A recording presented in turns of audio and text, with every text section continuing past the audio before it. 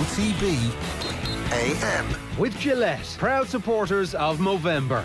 Gentlemen, let's move. Right, it's bang on 7:30 this morning. You're very welcome. It's Ger and Eoin with you all the way through until 10. We've got a very busy show. We're going to talk rugby, we're going to talk football, we're going to talk loads of other stuff as well. If you want to get involved, we'd love to hear from you. 0879 180 180 is the WhatsApp number. Or, of course, you can always get us using the hashtag OTBAM or on Twitter, @OffTheBall or @OffTheBallAM. Or you can leave a comment in the YouTube stream. Owen, how are you? Very well. Welcome back. Thanks a million. Not a bad weekend. No, not at all. So good that you couldn't even make it in yesterday. I know. That's the level of jubilation that as an Irish person that you feel on a Monday when you wake up and you're like, you know what? Not today. I'm not showing up today because such is the level of happiness. And so you had a good weekend? Yeah, like I mean... You were back out having real life again. Yeah, people have been back out having real life again. I mean, you could look at the front pages this morning and say that maybe real life will be postponed for a little while, potentially again. So, gotta have real life while real life is available, right? Yeah, gotta get while the going is good. While the going is good. Now is the winter of our discount tests is the front of the Irish Sun that you're holding up for any radio listeners. That is a tab of the morning of this and any other morning. I think it's actually going to go down as one of the all-time great front pages. It's a phenomenal headline. That maybe this is just our reality now, isn't it? That we'll all become antigen geniuses, just producing. It's not. Have you done one? Yeah. It's not much fun. It's as unfun as an actual test. You've got to get it right up there. You really do, yeah. And count to 10. No. Swirl it around. Swirling it around. It's gross. It is gross. It's horrible. But if it's the difference between us like not having a lockdown and us doing it like having some normal life, then I'm willing to take that one for the team. I will take grossness every day. Stick on my green jersey, my snot green jersey. Rather than lockdown number 4. But what is... But if there is lockdown number 4, like I mean, there is surely we found out how to be good at this thing. Like what will be the thing that you do? Like what retreat will you go to? Or you know the way everybody has all these regrets about lockdown. I'll move from wine and beer to hard spirits. That's what I'll do. That's what's going to happen. 'Cause I was thinking the other day, I was like, God, I actually don't know how to make banana bread. I was like, 3 lockdowns have happened, and I didn't. It turns out it's pretty easy. That's why everybody could do it. And like, I mean, I missed the boat. You can't screw it up. So in my head, I'm like, you know what? There will be a positive. If they lock us down again, I can figure out how to do it. Even when you burn it, it's still not bad. I'm sure if you burn it, it's delicious. A bit of crispy banana bread ain't no bad thing. Yeah, we're not going back. I hope not, but like that's just a positive. Like that's the one thing. All the things that you missed out on. It turns out that we all look at life in a way that it's like, oh, what could I have done differently in this situation? And lockdown is no differently. Well, I mean, no different. Isn't that your whole life, really? Yeah, exactly. All those bad decisions regrets. I made that I look back on and go, Jesus, if only I'd done that, things would be different now. It's like, oh, but when you're locked down, it's like, God, I wish I went to X, Y, or Z. And now when you're actually going to X, Y, or Z, you're like, God, I wish we were locked up so I could achieve X, Y, or Z, or read X, Y, or Z, or cook this. What were you at the weekend? I was just at a gig in the Pudding Factory on Sunday night. Come on, name names. I had to Google this. You had to Google it. Well, Pudding Factory have been back open for a while. You had Crystal Clear there on Saturday. You had Fred again on Sunday. So they were both pretty busy, and like Crystal Clear's a DJ from Dublin who lives in New York and plays. Oh, you've done your research. What type of? Well, I was like, oh, I'm in town. I'm like, okay, no, I think I'm probably going to go home after the game. And he's like, I'm at Crystal Clear. And so, you know, I have embarrassed you by talking about our WhatsApp conversations now and doing it to myself. Well, I would say that I had to Google him or it.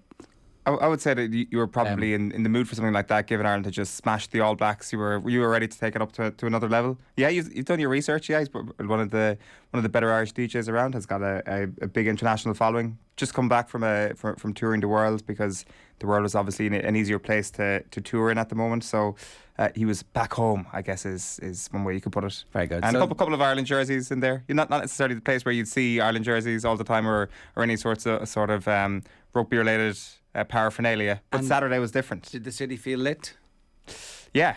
Oh, absolutely. Like, just kind of wandering, even just around our offices on Saturday evening in front of like Hogan's there on Fade Street, there was, I'm pretty sure, chants of ole, ole, ole. I did not stop in, but in the far distance, I could hear the chants of ole, ole, ole. So I think, in fairness, I think that when you have a Saturday night game in either code, as it were, where we win, yeah, then it just completely transforms the entire city for the entire weekend. Yeah, it's funny, isn't it? Because the recent All Ireland finals on Saturday evenings have actually also fostered that atmosphere, and I know that the Sunday afternoon throw-in is a very important, historical, cultural, significant, blah blah blah blah blah. Let's do the Saturday evenings. Come on, let's do it. It's much better for everybody. Yeah, like, what was it? Well, I suppose I wasn't there for the replay in 19, but certainly one of the Mayo Dublin replays was on a Saturday, wasn't it? I can't even remember. Like, there was obviously then the Saturdays during lockdown and during COVID, which wouldn't have had the same thing. But it does completely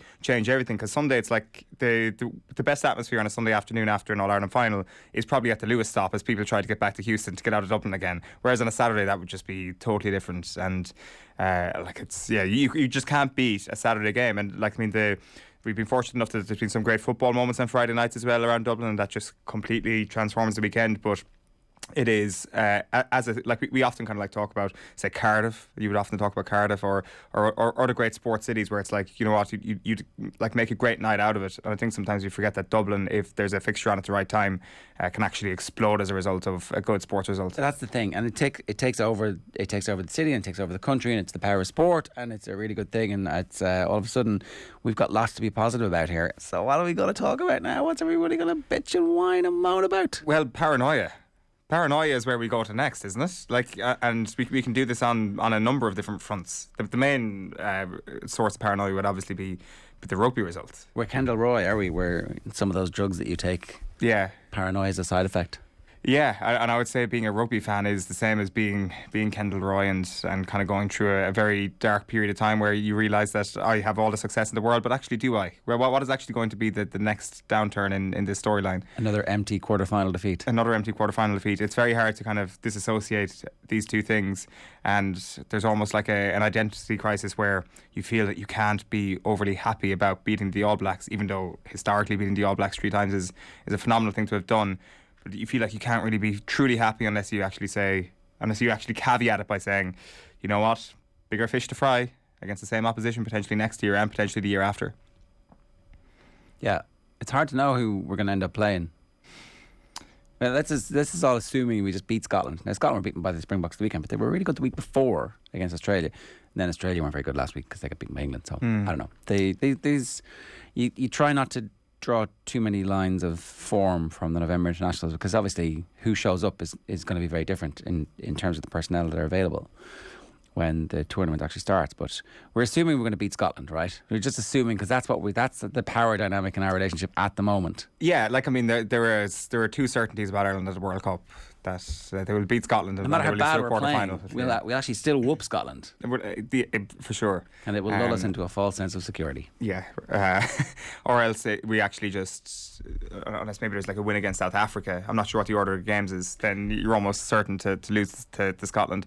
I mean, this is famous last words, and there's a certain element of tongue-in-cheek here, but would Ireland actually prefer to face the All Blacks in their World Cup quarter-final rather than the host nation? I mean, I don't know. Like, no, probably because they're gonna. Were you here last week when we did Gregor Paul? And he was like, yeah. So probably not. I think. I mean, the French will be like, look at you. We're at home. We always beat you at home in World Cup quarterfinals. We always annihilate you. So that, I think that's our best chance. Is to beat France, to get France. And I guess that last time Ireland played France at the World Cup, it was a very positive result for Ireland. It was a great performance that day. But this is different, isn't it? Like, if you chart the last couple of years for this Ireland team, say post-pandemic Ireland team, the France games have definitely been the most humbling moments, haven't they? Like, there was obviously that defeat to England in the 2020 Six Nations as well, which could have been a bigger scoreline, but it really felt that the two French defeats over the last couple of years, it was almost like what Ireland did to the All Blacks on Saturday, where France could have beaten Ireland by a lot more on the days, and it felt like there's a bigger gulf there. Whereas with the All Blacks at the moment, it kind of there is this sense that Ireland do have an element of kryptonite about them. But I don't think Ireland possess any kryptonite in World Cup quarterfinals. No, we don't. Everybody else has the kryptonite. Yeah. That is our kryptonite. They have the right structure. They have the offloads. They have the root and branch reforms done. And the black book produced. The order is Ireland versus Europe 2, whoever that is, Ireland versus Asia Pacific 1, whoever that is, then South Africa in the Stade de France, and then Scotland in the Stade de France. Right. So Scotland's going to be the key point at the end of that game. Like at the end of that group, you'd wonder as well, like, I mean, you're kind of trying to look at things from the outset here. South Africa obviously are going to be strong favourites to top that group, but these are a long couple of years and things can change, and we've seen South African rugby fortunes go the other way very quickly in the space of 2 years, where I remember maybe they'll get bored of listening to Razzie constantly. Yeah. I mean, those team meetings, they must be long team meetings. Analysing every single aspect of each referee, and South Africa France would be a good old tie. Should we start our war with South Africa now in anticipation of that? It's 2 years. You're going to have to listen to us banging on about how much we're coming for you, South Africa. What do you mean start a war? Should we ramp up our war? You're currently in a ceasefire with the South African rugby viewers. Well, that's just because we haven't had any reason to talk to each other in a while. You haven't. It's true. There's been no reason for you guys to communicate. Let's be having you, lads. Yeah. Unfortunately for you, Wales on the other side of the draw. Like that would have been a nice sort of South Africa. They could be in the same group and kill each other. That would just tear lumps out of each other, and like a massive conflagration, an all-out 40-man brawl where the bench is empty, multiple suspensions. That's how I would like the World Cup to pan out. Ideally, like one can dream, but unfortunately that's not going to happen. Like it could be a South Africa Wales World Cup final, and I mean that would be the Ger Gilroy derby of hatred. Oh, you get to spend a good Saturday afternoon with your family. The winner gets to whack a pinata of you. I mean, what us, Owen? You're in this. No, remember I was one of the rats who scurried away off the ship and got to shore once I started to realise that things started to blow up. I don't think you did. OTB AM with Gillette, proud sponsors of Movember. Gentlemen, let's mow. If you want to get in touch with us this morning, we'd love to hear from you. 0879 180 180 is the WhatsApp number. Here's what's coming up between now and 10 o'clock this morning. Matt Williams is going to join us at 8:05. We've got sports pages with John Duggan at 8:30. Sorry, sports news with John Duggan at 8:45. Ciara Grant is going to talk to us about the remarkable end to the Women's National League. Phil Egan is going to join us 9:10, and then Brian O'Driscoll from 9:30 this morning. Calling on all Springbok supporters to join me in saying this to the commentators who absolutely hated on us during and after the Lions series, and saying congratulations on your victory over the All Blacks. Good job. That's one of the comments on Alan Quinlan's video yesterday. We know what you're really doing. Don't worry. We see you. We see you lining us up from miles away. Well, best of luck. It's going to be a good game. 2 years to build up to it. That's quite a bit. What? Like, I mean, there is. We should set a virtual clock ticking at the moment. An El Chiringuito tic-tac as to how many days it is until Ireland play the Springboks again. What? I'm not sure what the consensus was yesterday, but what do you want to happen next summer, actually, when it comes to that Ireland tour? Well, we had Brian O'Driscoll in the studio last week, and I was saying to him, maybe we don't want to win this game. Maybe we want to get close to winning it, but not actually win it, and then go down and give them 3 good games, but lose all 3. So they're like, we have you under the thumb, and then we leave their bloodied corpse at the side of the road in the Stade de France as we drive on to the semi-finals in Marseille or wherever they are. That's how you actually come in under the radar. So you were feeling the paranoia last week. You didn't even need the win on Saturday. Yeah, I mean, he was obviously laughing this off, gone, well, I mean, maybe you should throw away the game. Yeah, you know. All the semi-finals are actually in Paris. I presume we're going to base ourselves in Paris, Cockney, right? Versailles. Is there any nice? That's the place to do it. Any nice industrial estates in and around Paris that the Ireland team can? There's a lot actually. Yeah, can hole up in for a couple of weeks and get like really really sad and underperform. To be at a French World Cup. Where the football team? The football team were in Versailles, weren't they? They were for Euro 2016. First game was in Paris, obviously, for them before going on the road. So. Yeah, like, I mean, it is unavoidable to not be thinking about that as, like, even as the game progresses, you're thinking World Cup. Well, the 3 tests next year are going to be really good all of a sudden, and we're going to bring a strong team. Like, there's no sense in them bringing a kind of mix-em A and B team. Maybe there will, I don't know. By that stage, like, if you have a mediocre campaign in the Six Nations, and you feel like you need new blood, then you'll bring the new blood to New Zealand and go, well, this is it. Like, come and show us. If you remember the team that beat South Africa in South Africa for the first time, that was a quite mixed team. You know, Sexton didn't play, and you wouldn't have said it was full first choice. So there was definitely a sense that Schmidt had at that stage of trying to build some strength and depth, and they still were able to win. I think Quinn Roux started that game, and I don't know. It'll depend on a lot. Are you allowed to bring as many people as you want next summer? Will New Zealand let us in next summer? I presume they will. You'd hope at that stage that whatever length of quarantine will be required, if there is still quarantine required next summer, that we'll be able to do it. What would you do? Would you go and try and win the Test series and go, right, when the World Cup quarter final happens, it's going to happen. The spread will be a point either way. It's going to be 50-50. And if we lose to that, fair enough. You beat us in the quarter final. That's like, because you're the best team. Yeah, no, you definitely do. I think everybody who says that you should try and downplay something when you go to New Zealand next year is joking and is just completely leaning into this idea of national paranoia that we've just been speaking about. Like, I'm not taking that seriously at all. Like, I like to talk about it, and of course it comes into my head. But it's like talking about the Mayo curse. Talking about Ireland in the quarterfinals, because if you look at all the, of course, there's facts to back up the argument that there is something going on about the quarterfinal because they've lost every single one that they've ever played in. But it has become a psychological monkey on our back. I guess so. We need some Steve Peters chimp paradox bollocks to explain it.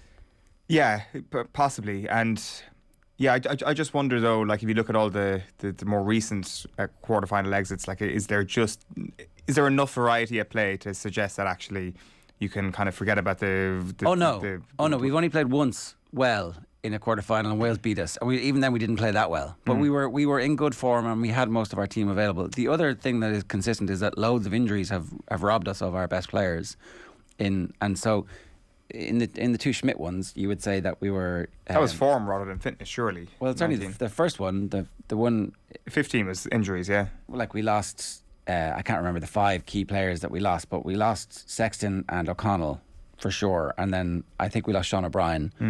And I think Peter O'Mahony goes down. O'Brien was suspended, and O'Mahony was carried off with a shoulder. Those 4 were enough, and there was somebody else very important was missing as well, and that was just too much for us to be able to. Now, Argentina might have beaten us anyway. They probably would have, because they were playing really well, but it's hard to know. And our form was gone, and fair enough. So, but were we not missing some players as well? Maybe we weren't. Maybe we had a full team, but Ireland had stumbled to a halt in 19, as opposed to Ireland being completely thrown off their path by this curse of the quarterfinal. There were several instances in the game the other day, which was interesting, where there's a clash of heads early with Gary Ringrose and somebody else. When Ringrose gets his bump in the head and gets his cut and falls down and gets back up straight away, first one, and there's no HIA, right? Which was interesting that there was no HIA. There probably should have been. But if you remember, 5 minutes in, Ringrose and Henshaw essentially knock each other out of the game against New Zealand, and it's still 0-0, I think, at that stage. Yeah, I don't think they've scored yet. There was a penalty that Johnny Sexton had that he kicked. Missed a touch. Well, in this game at the weekend, he did not try to hit the corner flag. No, he went into the stands, with his first one, yeah. Do you know, like, and it would be very interesting to see if we could have got into that game. But like, our 2 centres are rendered nowhere near as good as they could be. I think one of them go off straight away and one of them stayed on. I can't actually remember that game as well in the World Cup as I should do, but I've never watched it back. And they're the small margins that obviously the game gets away from you and then it's over.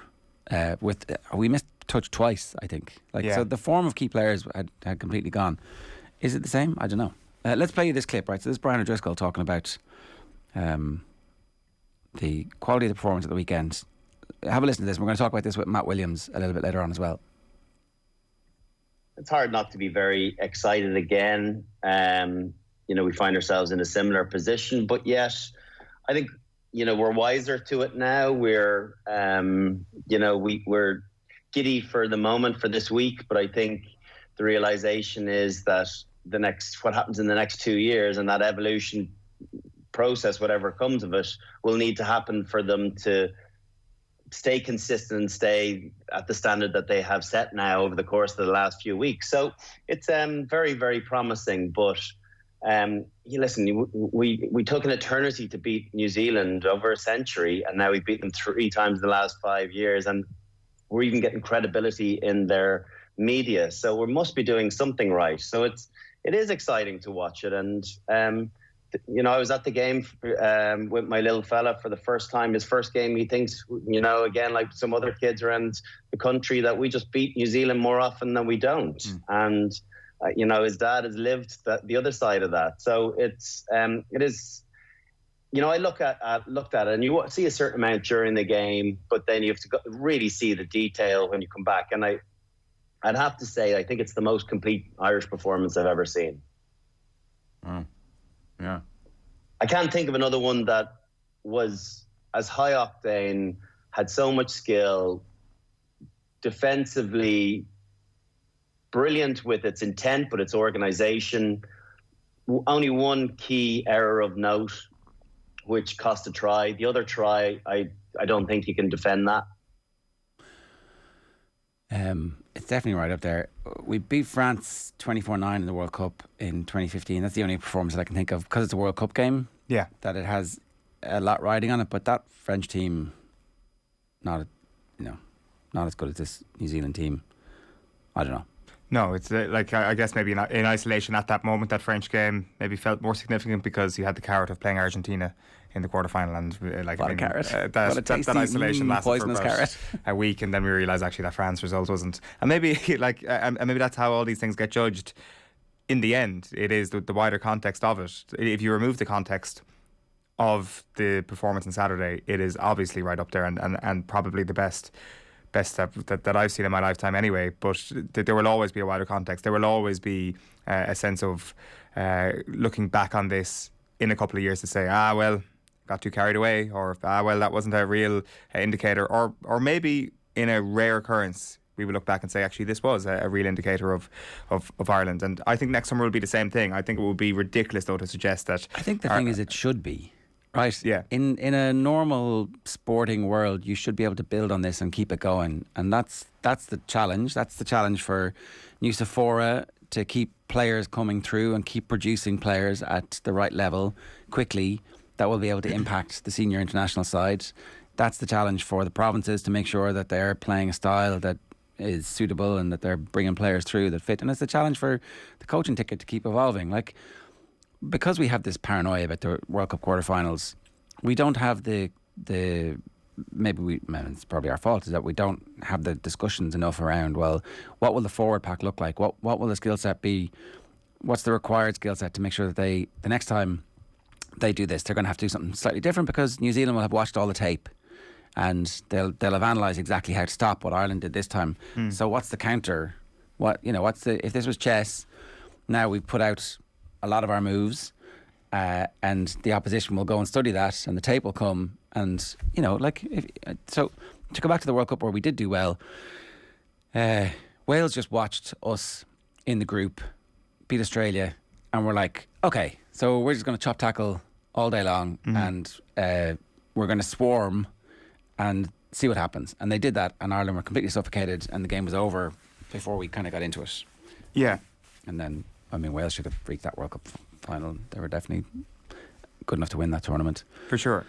The thing is, when I said it, it's kind of like the Mayo curse a little bit, the quarterfinal, is that I just feel that there's so many different things at play every single defeat, that there's just enough variety. And Ireland have always lost the World Cup quarterfinal. This is ever since the World Cup started, that has always been the stumbling block for Ireland. But Ireland haven't always been winning Six Nations championships. No. Ireland have been more successful over the last 10 years in the Six Nations, back to the 09 onwards, than at any point in their history. Ireland haven't always been beating the All Blacks. This is the most successful stint they have against the All Blacks. So something is different now, but the common denominator seems to come back to the World Cup quarter-final. So there is a disconnect somewhere. So you can't just throw this all out and say this is irrelevant because they lose a quarter-final. No. The question is, how do they make this more relevant, and how do they ensure that the real continued success that they've managed to conjure over the last 13, 14 years is actually something that can be replicated in the biggest trophy of all? I think what's happened is that we've moved base camp from winning occasionally to winning more often than not.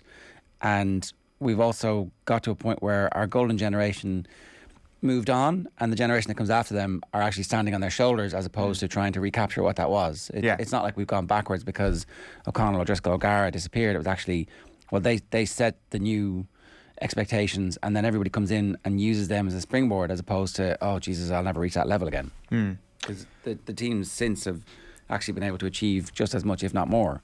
Like, what's going to be, like, it's very early to kind of tell yet, and like, it'll probably take maybe, I'm not sure, maybe books to be written or more in-depth interviews to be done in the next half a decade or so, but like the impact of Paul O'Connell and the coaching team, I'd love to know just how important it's been, and beyond set piece, just the sort of leadership that he has in and around that camp, because we've spoken about it so much, the idea of all these coaches that have been abroad, these legends that have been abroad, and what they could actually contribute if one day they come back. And we talk about Ronan O'Gara in that vein so much, but Paul O'Connell is kind of like the first person to be properly involved in the national setup from that, and the early signs are that it's actually having some sort of impact. So when you talk about standing on the shoulders of giants, that is the most obvious example of that being done. A guy, one of the greatest rugby players, coming back and literally lending his expertise to the whole setup. Right, let's move on to the football team. It's 7:55 this morning. You're watching OTB AM if you're with us on YouTube, or maybe you're just listening to us as a radio show. You can get that on your smart speaker if you just tell Alexa to play OTB Sports Radio, or hey Google, play OTB Sports Radio. Now, let's hear from Jason Knight, who's in the back pages of all the papers today, because he did late press after the game on Sunday, and I'm pretty happy with it a lot, where he comes on and has a massive influence in the game, and I think has probably played himself into a starting position in the team. Let's hear him. Here he is talking about quite a lot of stuff. Have a listen. You might say that, but I don't think you can look back on that. We just want to look forward. You know what I mean? We've had a really good last 4 or 5 months, and we just want to keep progressing into the March camp now. Paul Lennon?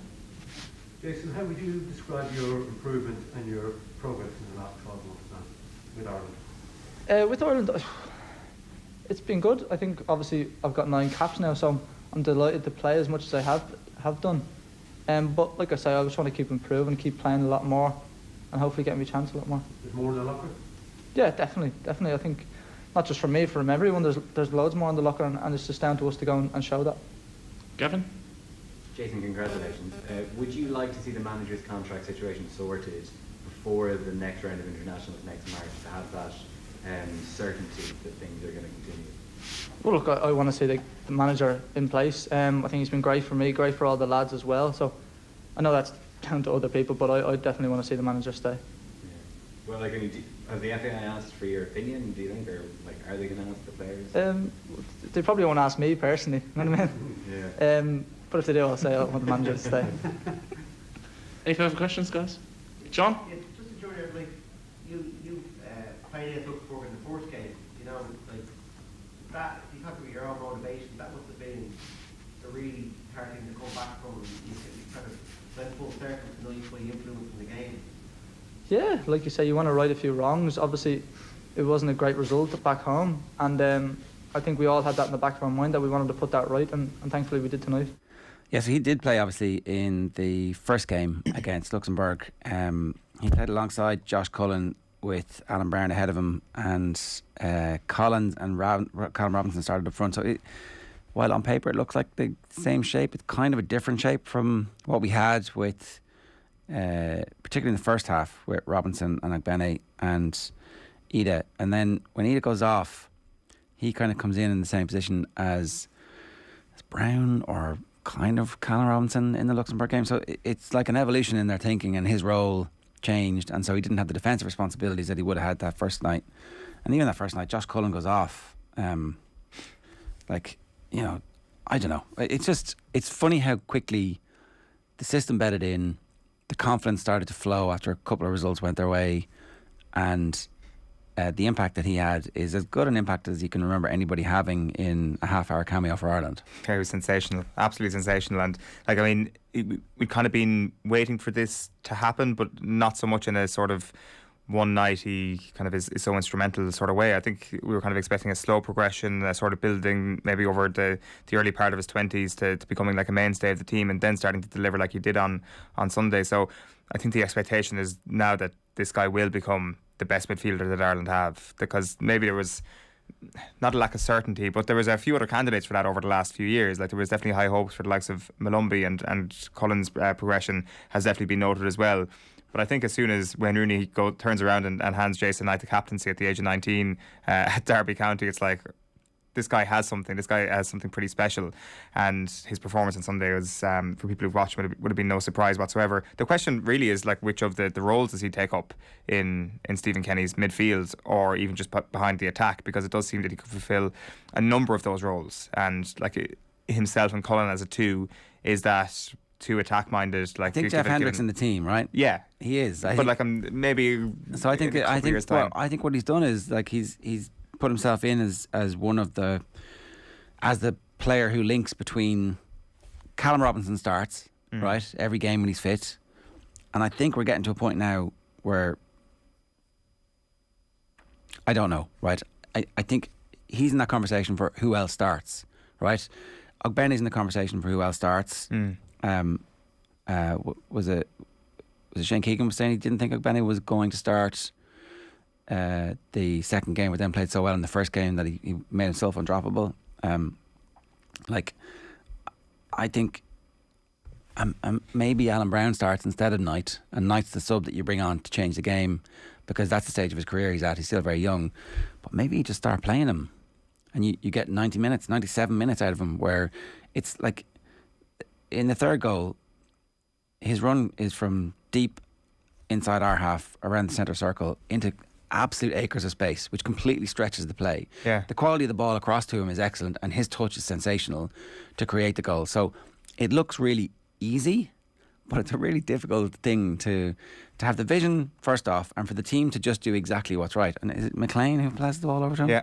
Like, James McLean, what a sweet cultured left foot for his 88th cap. Yeah, like for me, that's like more important than the progression of these youngsters from Kenny's perspective over the last little while, getting a tune out of Jeff Hendrick and James McLean, because he needed some of those guys to step up and turn around and actually deliver something, because they are the backbone of this team realistically when the chips are down and when you need that little bit of experience. Of course, like Duffy sorted his own form out, Coleman's obviously been excellent, but we needed something in a bit more of an advanced position, and in fairness to the two of them, they've been excellent over the last two windows. Do you remember how enthusiastic we felt after the France game and after France in 2016, when, but for the red card, who knows what would have happened? You know, we went 1-0 up against the home nation, who are brilliant and World Cup winners, turns out.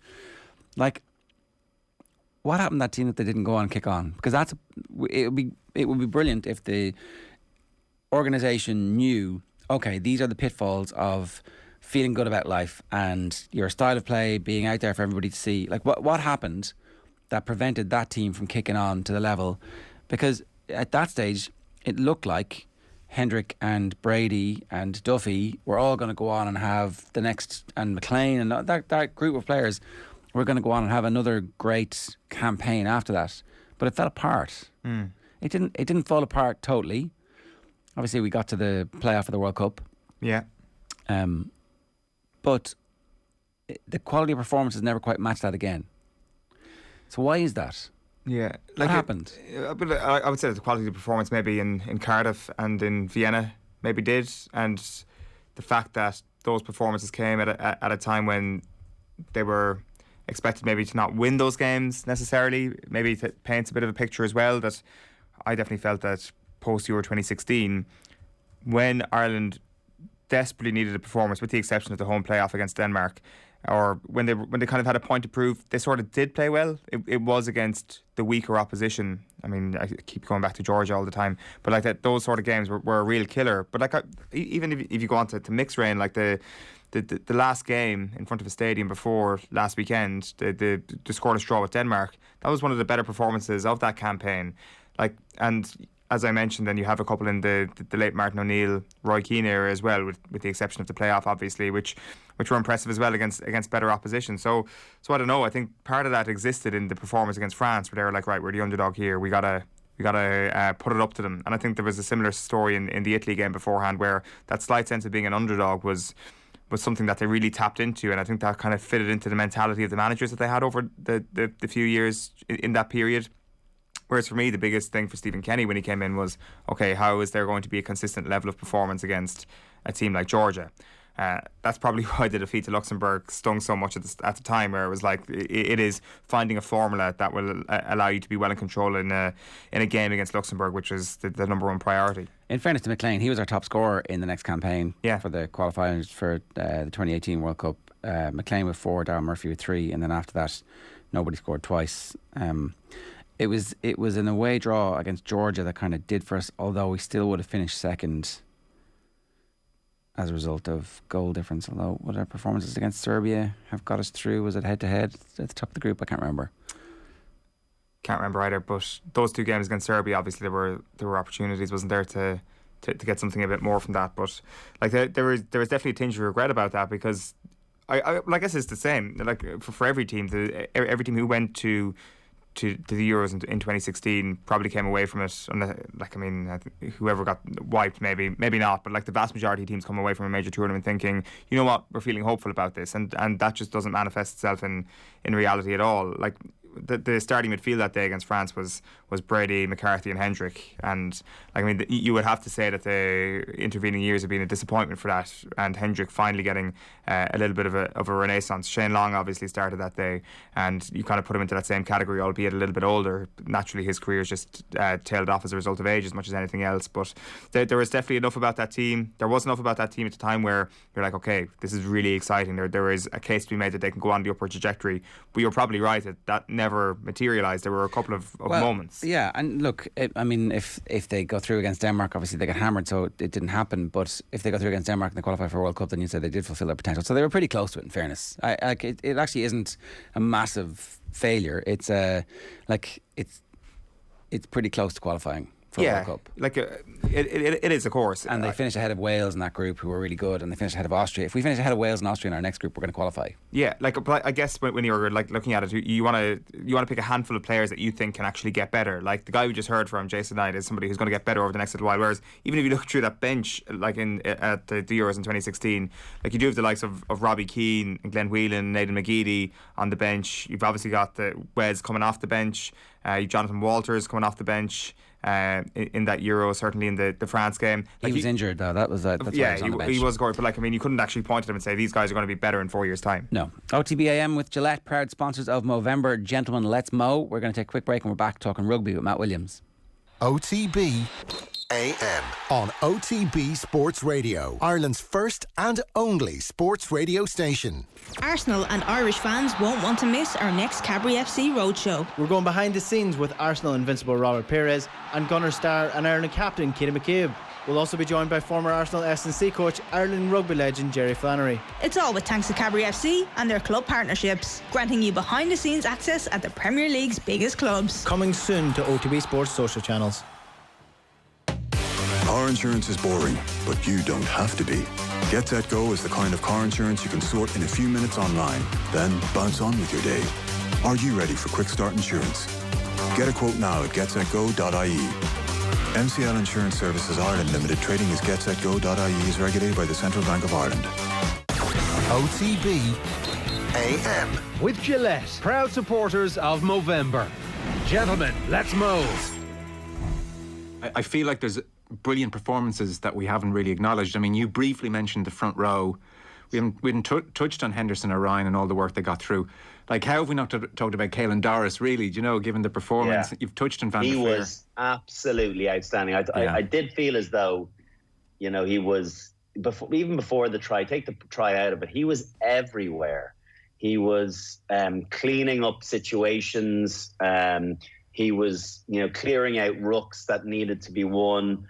He was, his ball handling is brilliant, his work rate. I just thought he was outstanding. He got through so much. And again, he's another guy that you kind of think on the face of it, comparatively to others, he's a bit on the, on the lighter side potentially, but boy, he really, he packs a serious punch, the way he carries, the way he runs, the intent he has, the desire he has in him. So it was lovely to watch, and it's a very, very soft try for New Zealand to concede, but great, around the corner again. And we talk about the square carry. Watch that angle that he comes back at the inside shoulder, just as a Cody Taylor is coming around the corner, and as he tries to, set himself the momentum is shifted to the outside, and that's where Doris comes off his left foot, runs back at that inside shoulder, and he gets no collision on him, and then has the wheels to get in. So yeah, he was excellent. Conan was brilliant in his carrying in close and wide. Kelleher was absolutely magnificent. Gary Ringrose, like I said, I thought he was outstanding. Hugo Keenan, geez, that guy's so good. That was the first time he said it. It was amazing to play in a full stadium for the first time. No way, really. Hugo Keenan had never played. Not for Ireland, never for Ireland. Yeah, that's nuts.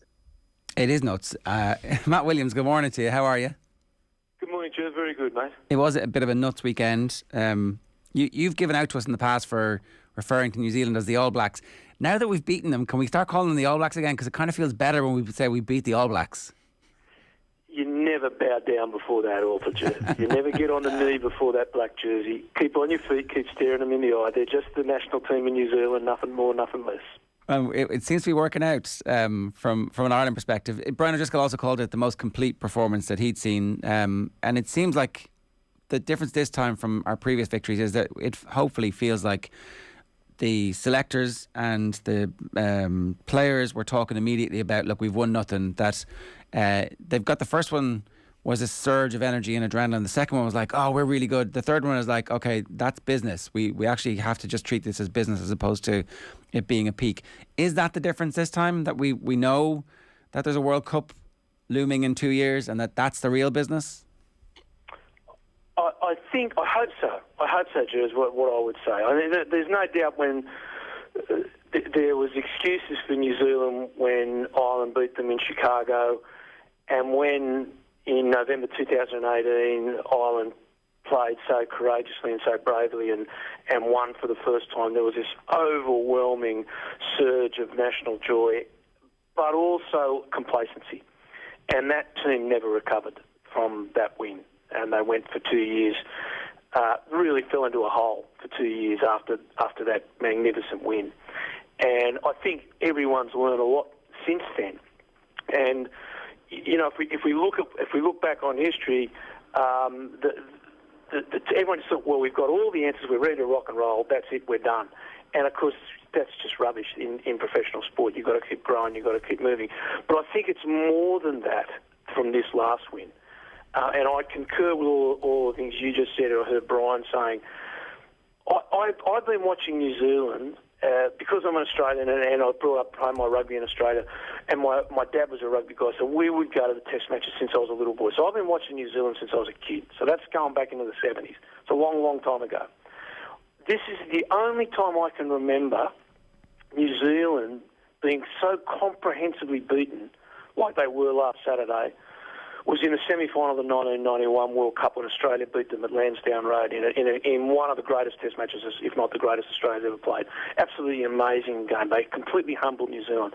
That is the last time and the only time I've seen New Zealand completely torn apart like Ireland did. Like, it wasn't just we scraped home with a drop goal in the last minute. This was a comprehensive defeat. And the other aspect of that is it's the change in Irish rugby. And I'm going to blow my own trumpet here, not to say I'm good. I'm just so happy with the way they played, the style that they played, the ball in hand, the running, the footwork, all the things that Brian was just speaking about with Joe there you played.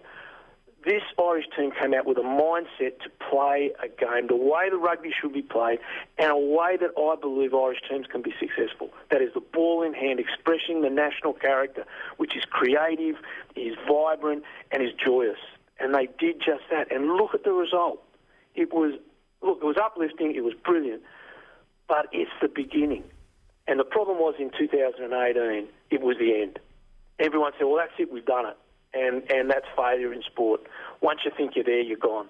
And this is different. I really hope. Now, the other part of that is it's a really young side. You know, and I know everyone's saying, well, Johnny Sexton, well, let's take Johnny aside. Everyone, that is a pretty young side. You've got Peter May there and one or two of the guys. It might change over the next couple of years, but the guts of that team can stay together. Now, here's the next part. I hope it doesn't. I hope there's lots of competition. I hope they give Keane Hurley another go. I hope they bring other guys in and make the competition within that group really, really competitive, really tough. You've got to fight for a green jersey. It's not given to you. Again, that didn't happen after we beat New Zealand in 2018. So there's a lot of learnings from 2018, a lot of changes, but there's a lot of hope going forward, and a lot of credit's got to go to Farrell. He's changed a lot. He's spent 2 years figuring out which way's up, but he's really got it right in the last 6 months, and I criticised him. And I'll tell you, if I see it's wrong, I'll tell you. But if I see it's right, I'll tell you as well. And he's really got it right at the moment. Yeah, and that statistic about him having won 5 times against the All Blacks has been thrown around quite a bit over the last couple of days. But I wonder, Matt, how important are his own experiences from the World Cup, whether it's 2015 or 2019, and just knowing how off the rails a Rugby World Cup can go when it comes to keeping the feet on the ground and I guess preparing for these next 24 months? I think he would. I think we take a step back. Andy was a great rugby league player, not a good rugby league player, a great rugby league player. Again, rugby league's the dominant rugby code in Australia. So I watched him play a lot as a rugby league player. And at the end of his career, when he was very, very late in his rugby league career, he came across to rugby. Now, he then moved directly into the coaching ranks and got the experience of seeing England completely overblown, expectation overblown in England in 2015, and again for 2 years in 2019. So they're great learnings. They're great opportunities. Like World Cups are unique. And you've got to say Ireland and the Northern Hemisphere, they haven't got it right very often. Clive Woolward got it right once and they demolished what he set out to do a year afterwards, which is just madness. So there's a lot that they can take out of that because there's a long, long way to go. Because you've got to say, look, France, the game this Saturday in Paris, France and New Zealand, is probably going to be, in my opinion, that could be a rehearsal of the World Cup final. Then you've got England getting better, South Africa are not going away. The Australians are going to be annoying. They're not going to be anywhere near as good as the others, but they're going to get better. He knows that you've got to keep grinding, you've got to keep working, you've got to keep moving forward. Again, an attitude we didn't have in 2018. It's possible, Matt, that Ireland do everything right and have a really successful intervening period between now and the World Cup, and that we run into the 2 best teams in the world. We might be the 3rd best team in the world, and we could still have a quarter-final defeat, but it would be a different quarter-final defeat from other ones. And that's the whole point about sport, is that you don't always get what you deserve, and that it's uncertainty of outcome. And so it kind of feels like we're going to end up trapped in a conversation about Irish rugby is stuck in neutral no matter what happens, barring a win in this one-off match in 2 years' time. And we probably need to reframe the narrative a little bit about where the progress has come from. And I think the first point you made about our national character, that'd be a really interesting conversation for us to have over the next 3 years, 5 years, 10 years, about what our style of play is. And I think it's really interesting to hear you speak about that. So maybe we need to stop being obsessed about the World Cup. I think there's a couple of great points you got in there, Ger. Rugby's a really weird game. Like, it's really complicated. There's all these imaginary lines. You got offside, you got a gain line, you got all the tackle line, you got all these things happening here. But it's also a pure game in many ways. You can't lie on a rugby field. You get exposed. And what's happened is Ireland are caught up still, in my opinion, in the amateur era. So when they weren't fit, when I got to Ireland 23 years ago, the guys weren't fit. They weren't nowhere near as fit compared to the Southern Hemisphere. They weren't the same planet. So they couldn't play a running game. They couldn't play an expansive game. But the Irish character, what is Ireland noted for? It's noted for its creativity, for its great writers, its actors, its movie stars, for a positive outlook on life, for its humour, for joy. And your rugby's got to reflect that. Otherwise, you're never going to be successful if you're not being yourself. And that character also changes over time. So you look at Ireland now. Ireland's a vibrant country. Look at the innovations that Ireland's brought in its society and so on. The rugby's got to reflect that. The way you play's got to reflect that. It's got to reflect the current generation of players, not old buggers like me. It's got to reflect Ronan Kelleher and these young men that are in this side now. And that is the way to play the game. Now, that goes for every team across the world. Now, France are rediscovering their character as well, rediscovering to play the game in the image of their national character. The Australians are desperately trying to recapture that we lost, and tragically have lost. There's a long story. That is, tragedies don't often happen in sport, but that is tragic because it's generations and generations have lost it in Australia. But I would give one other thing: become obsessed with winning a World Cup. Don't ever give that up. And if the best team at a World Cup won it every time, then New Zealand would have won every World Cup from 1987 right through, and they don't. And that's a great thing. That's a great thing for sport. Ireland can win a World Cup, but to win it, you've got to be lunatically, maniacally obsessed with winning, like Eddie Jones is. And you've got to do it, and you've got to drive it, you've got to push it, you've got to live it, you've got to breathe it, you've got to speak about it, and you've got to not accept second best. And you can do both. And you'll fail. Like, you're sure you'll fail. Australia's won 2, lost a final. You will fail. That's the nature of sport. But you can never stop striving for it. And the thing that's really annoyed me about Irish rugby in my 25 years there is the success we've had at provincial level, which is outstanding success, punching way above our weight. But that hasn't been reflected in the national side. We had some success, but compare that to Wales. They've had a very little provincial success, but incredible national success. So we've got a problem at our national level, and there's no two ways around that. You can't argue around that. Results don't allow for debate. But we've got to change that, and the only way you change it is by being obsessive about it and refusing to yield, refusing to give in. Never call them All Blacks. They're just New Zealanders, and we're going to beat them in the quarterfinal, full stop. Do you think that obsession fed into the performance on Saturday, or can it feed into the way in which this team goes, even well out from a World Cup, the very thing that you're supposed to be obsessing about? Oh, yeah. The World Cups don't start when the tournament starts. World Cup starts many years before, many years. It can be 2 years, can be 2. But it doesn't have to be a 4-year cycle. It can be 2 years, depending on your players, and it's not an exact science. But Australia, New Zealand, and South Africa do obsess. They don't. The rugby championship goes on, and quite openly the argument is, okay, well, 2 years out, that's not a bad result. Okay, well, that's okay. And Eddie Jones has the same thing. He'll sacrifice the Six Nations 2 or 3 years out to get things right, knowing where he's got to be in 4 years. Or 3 years or 2 years, whatever it is. But it's got to be your focus. It's got to be what drives you and the long-term goals and how you set it in. Just like an Olympics is. You might have a world championship in 3 or 4 world championships inside an Olympic cycle, but you are focused on the games. The games are what you're about. And that has to be that. And I honestly don't feel that in Ireland. I honestly don't. And I know it's hard with the Six Nations because the Six Nations is such a wonderful tournament, best tournament in the world in my opinion. But there has to be a change in the thinking of how you go about that, because obviously from 1987 till today we've never got out of a quarter-final. So you can't say we've got our thinking right. So how practically would that impact what you would do if you were Andy Farrell? Let's say Andy Farrell agrees with you and decides to probably go against what his employers are telling him about how you got to win the Six Nations because the prize money is £1 million and that's the difference between keeping the wolf from the door. Having said that, they still have massive cash reserves, by the way. They last week they were like, 10 million deficit. Our cash reserves are only 50 million. So they're grand. They're actually grand for money. And maybe they should just look forward a little bit and think more about what a World Cup success would look like. But anyway, I digress. If you were Andy Farrell, practically, what would that mean over the next 18 months before you're actually narrowing your squad down to the final 30-odd that you're going to bring? How does it change how you treat next year's Six Nations, for example? Well, I don't think you have to sacrifice the Six Nations because,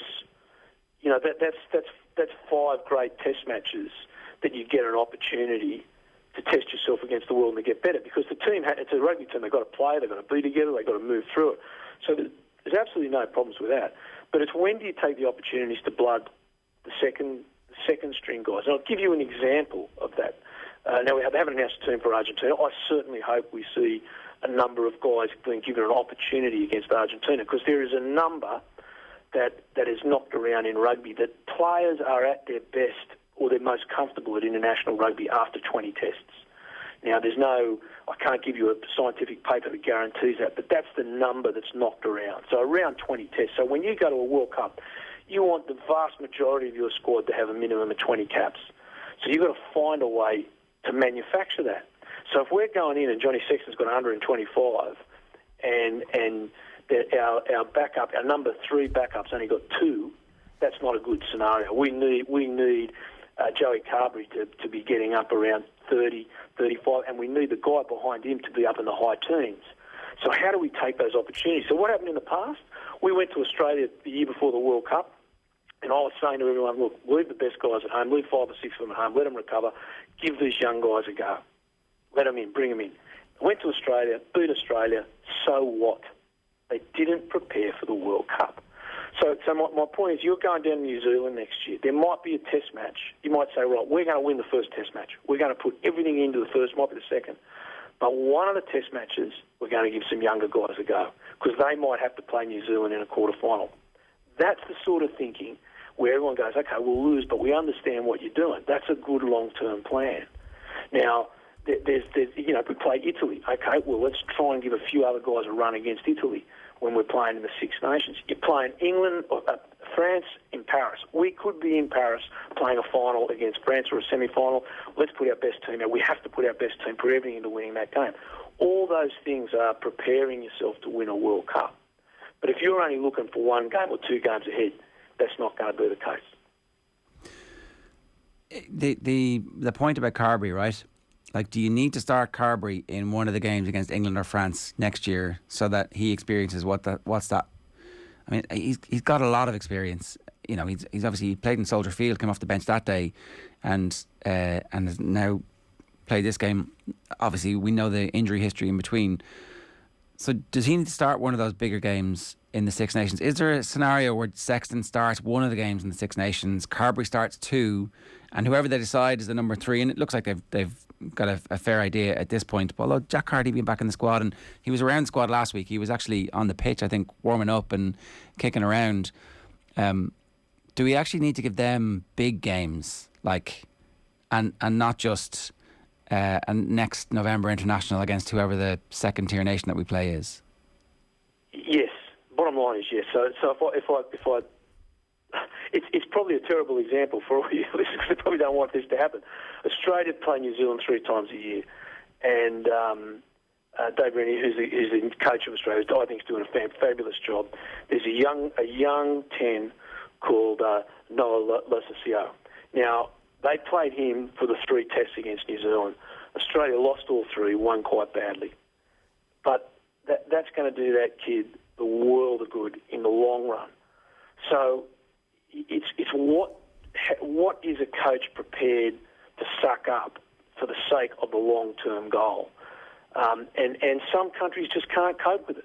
You know, when I was coaching Scotland, I was having these arguments the whole time about it. And some people just can't deal with it. New Zealanders are different because they've just got so much talent. They can do what they like. You know, they move guys around all the time. They keep unearthing these great sets of talent. So let's put New Zealand to one side. You know, Eddie Jones the other day gave Marcus Smith his start against Australia and played really, really well. I've got to give Smith a lot of credit. I thought he was very evasive and very strong. Moved Farrell to inside centre and left out some pretty big names there that he could have. George Ford, you know, should have been. Everyone said he should have been in that squad. He's playing really well for Leicester, but he didn't. He's made the opportunity, created an opportunity for Marcus Smith. Smith's a talent. Joey's a talent. Joey is a great talent. He's just been injured and he's lacking confidence. He needs to build his confidence up, and the way to do that is to say, right, mate, you're good enough. It's Twickenham. Today's your day. Off you go. And that takes courage from the coach and to support his player. But yes, and then you've got to say, are you prepared to lose a game at Twickenham for the sake of some long-term development of an elite player? And the only way players really learn is by playing. So it's an interesting conversation, but to me the answer is always yes.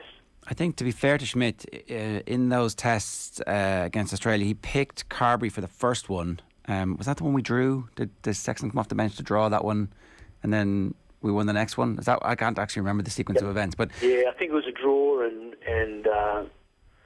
the draw and the wins, I think, from memory. Yeah, like he was trying it a little bit, but just seemed kind of less committed to it than he needed to be to make sure that there was genuine competition and depth at that point. Yeah, and I'm not criticising. I've always found myself here saying things about Joe that I don't want to, because I just got such respect for the guy. He was a great coach. We all make mistakes, and I don't know his contract. They might have said, if you go down there and win that series, you get 50,000 euros. You know, so I'd be saying, well, mate, I'm going to win. Like, if you're going to give me 50 grand to win, I'm winning. But if you're going to say, well, don't give me 50 grand for that, but let me develop the other players. Yeah. That all comes down to contracts, and coaches are human. You got bonuses in your contract. If you're going to pick up your bonuses, that's what you've got to do. And look, we don't know, but we're given to understand that the IRFU very much value the prize money because they see the short-term cash and the benefits of that, and that's the business model, and that's been the one that they claim sustains the professional game. And so you wouldn't be terribly surprised if there was significant bonuses attached to finishing positions. So you're incentivising your coach not to forward plan, but to live in a perpetual now, and that's a very difficult thing for anybody to do. It's impossible, and that's what I really feel for the coaches in this scenario, and that's why the coach has to be empowered to do it. Now, it mightn't have been that. There mightn't have been any place. And I said, you guys want to go down there and win? I'm in New Zealand, I want to go down and win. I want to do what Ireland did in 1979. Okay, well, all those are pluses, and you can't argue with them. But the proof of the pudding is in the World Cup. That's where everyone is tested on the same ground. It's even field. It's once every 4 years. We all go to the one country, and it's a test. And the results don't lie. You can't fudge the results. And that's what happened. That's what each time Ireland have come up short at quarter-final time, from 1987 right through to the last one in 2019. So the process that Ireland undertakes hasn't worked, and it needs to be rethought. Now, I'm looking at this side here now and what's gone on, and I've got hope, and I've got a positive feel about it. I'm not going to come out and say we can win this, we can do that, but there's two parts of that. It's the way they're playing, not just who's playing. So there's a really good group of young guys there, a core of a team. There's some real talent coming through in the provinces that is filtering up. How Coombs can't get into the starting 23. Coombs has been absolutely outstanding for Munster. So these are all pluses for the Irish system, but it's the way that team played, their mindset, and the style of game they played that says, well, if you play like that, you can beat anyone in the world on any given day. And that's what you've got to set yourself up for. Mightn't be good enough, but then again, you might just be. Australia won 2 World Cups without being the best team at either World Cup. And therefore that should give everyone hope. Everyone should have hope that they can do it. And there's another bit to this, just to finish off on that. If you can win a quarter-final, you can win the World Cup. Because once you get to the semis, then all bets are off. You look at the semi-final history of the World Cup. The best teams have lost quite often in the semi-finals. Australia beating New Zealand, France beating Australia at home in '87. You go over to the France beating New Zealand in the '99 over at Twickenham. Just the most incredible game of rugby I've ever seen. All history is full of semi-final upsets. You just got to get to the semi. That's the tricky part. You've got to get to the semi. And I don't think we should even be talking about the outcome, but the process. That's what I'm liking. The process that these guys have got in place is really positive. Matt, great stuff. Great to have you with us. Thanks a million. Pleasure, mate. Great to talk to you. Bye. That's Matt Williams there, giving us all a national pep talk at the moment to just bring us back to the laser-like focus that we need. The thing is, right, I think they do have this obsession that he's talking about. I think you add Paul O'Connell into the mix in any room, and I think there's going to be a very high level of obsession right there. And I don't know, because Paul O'Connell sat there in your seat, and I was like, oh, we're obsessed with the World Cup. Well, I'm not obsessed with the World Cup. You're obsessed with the World Cup. And I was like, really? And then 2 weeks later, Andy Farrell comes out and goes, yeah, look, we're planning for the World Cup now. I was like, right, so they are obsessed with the World Cup. Yeah, when Matt is talking about what happened in the aftermath of the last New Zealand win as well, it's obviously right that some sense of complacency set in between then and the World Cup. I just wonder, is that with the benefit of hindsight and that actually we're not that the same thing is going to happen over the next little while. Like, I guess we can't predict the future just yet, but that did feel after that game a couple of years ago in 2018 that, all focus is on next year. It's a big result, but, Ireland had already beaten them. They had got the job done in Soldier Field a couple of years ago. Granted, it was the first home win, but it felt that at that moment in time there was still a lot of talk of keeping the heads, keeping the focus over the course of the next 12 months. Yeah, and it didn't happen. I'd bring you back to what Andy Dunn was saying the whole time, was like, this style of rugby is eventually going to catch up with us. This style of rugby is going to catch up with us. Other teams are going to work us out, and other teams are going to see what we're doing, analyse what we're doing, and counteract what we're doing. Whereas what happened with the game at the weekend, and what's happening with the style of play that we're trying to play at the moment, is it's less predictable, and that it's therefore harder to work out who is going to be the player running onto the ball and who's going to be attacking you. And it's not just setting up a ruck and setting up a ruck and setting up a ruck. And the attritional style of play, hopefully over the course of a World Cup, will be, and over the course of the tournament, proof will be in the pudding for the next two Six Nations. Do we suffer as many injuries over the course of those tournaments as we have done in previous tournaments?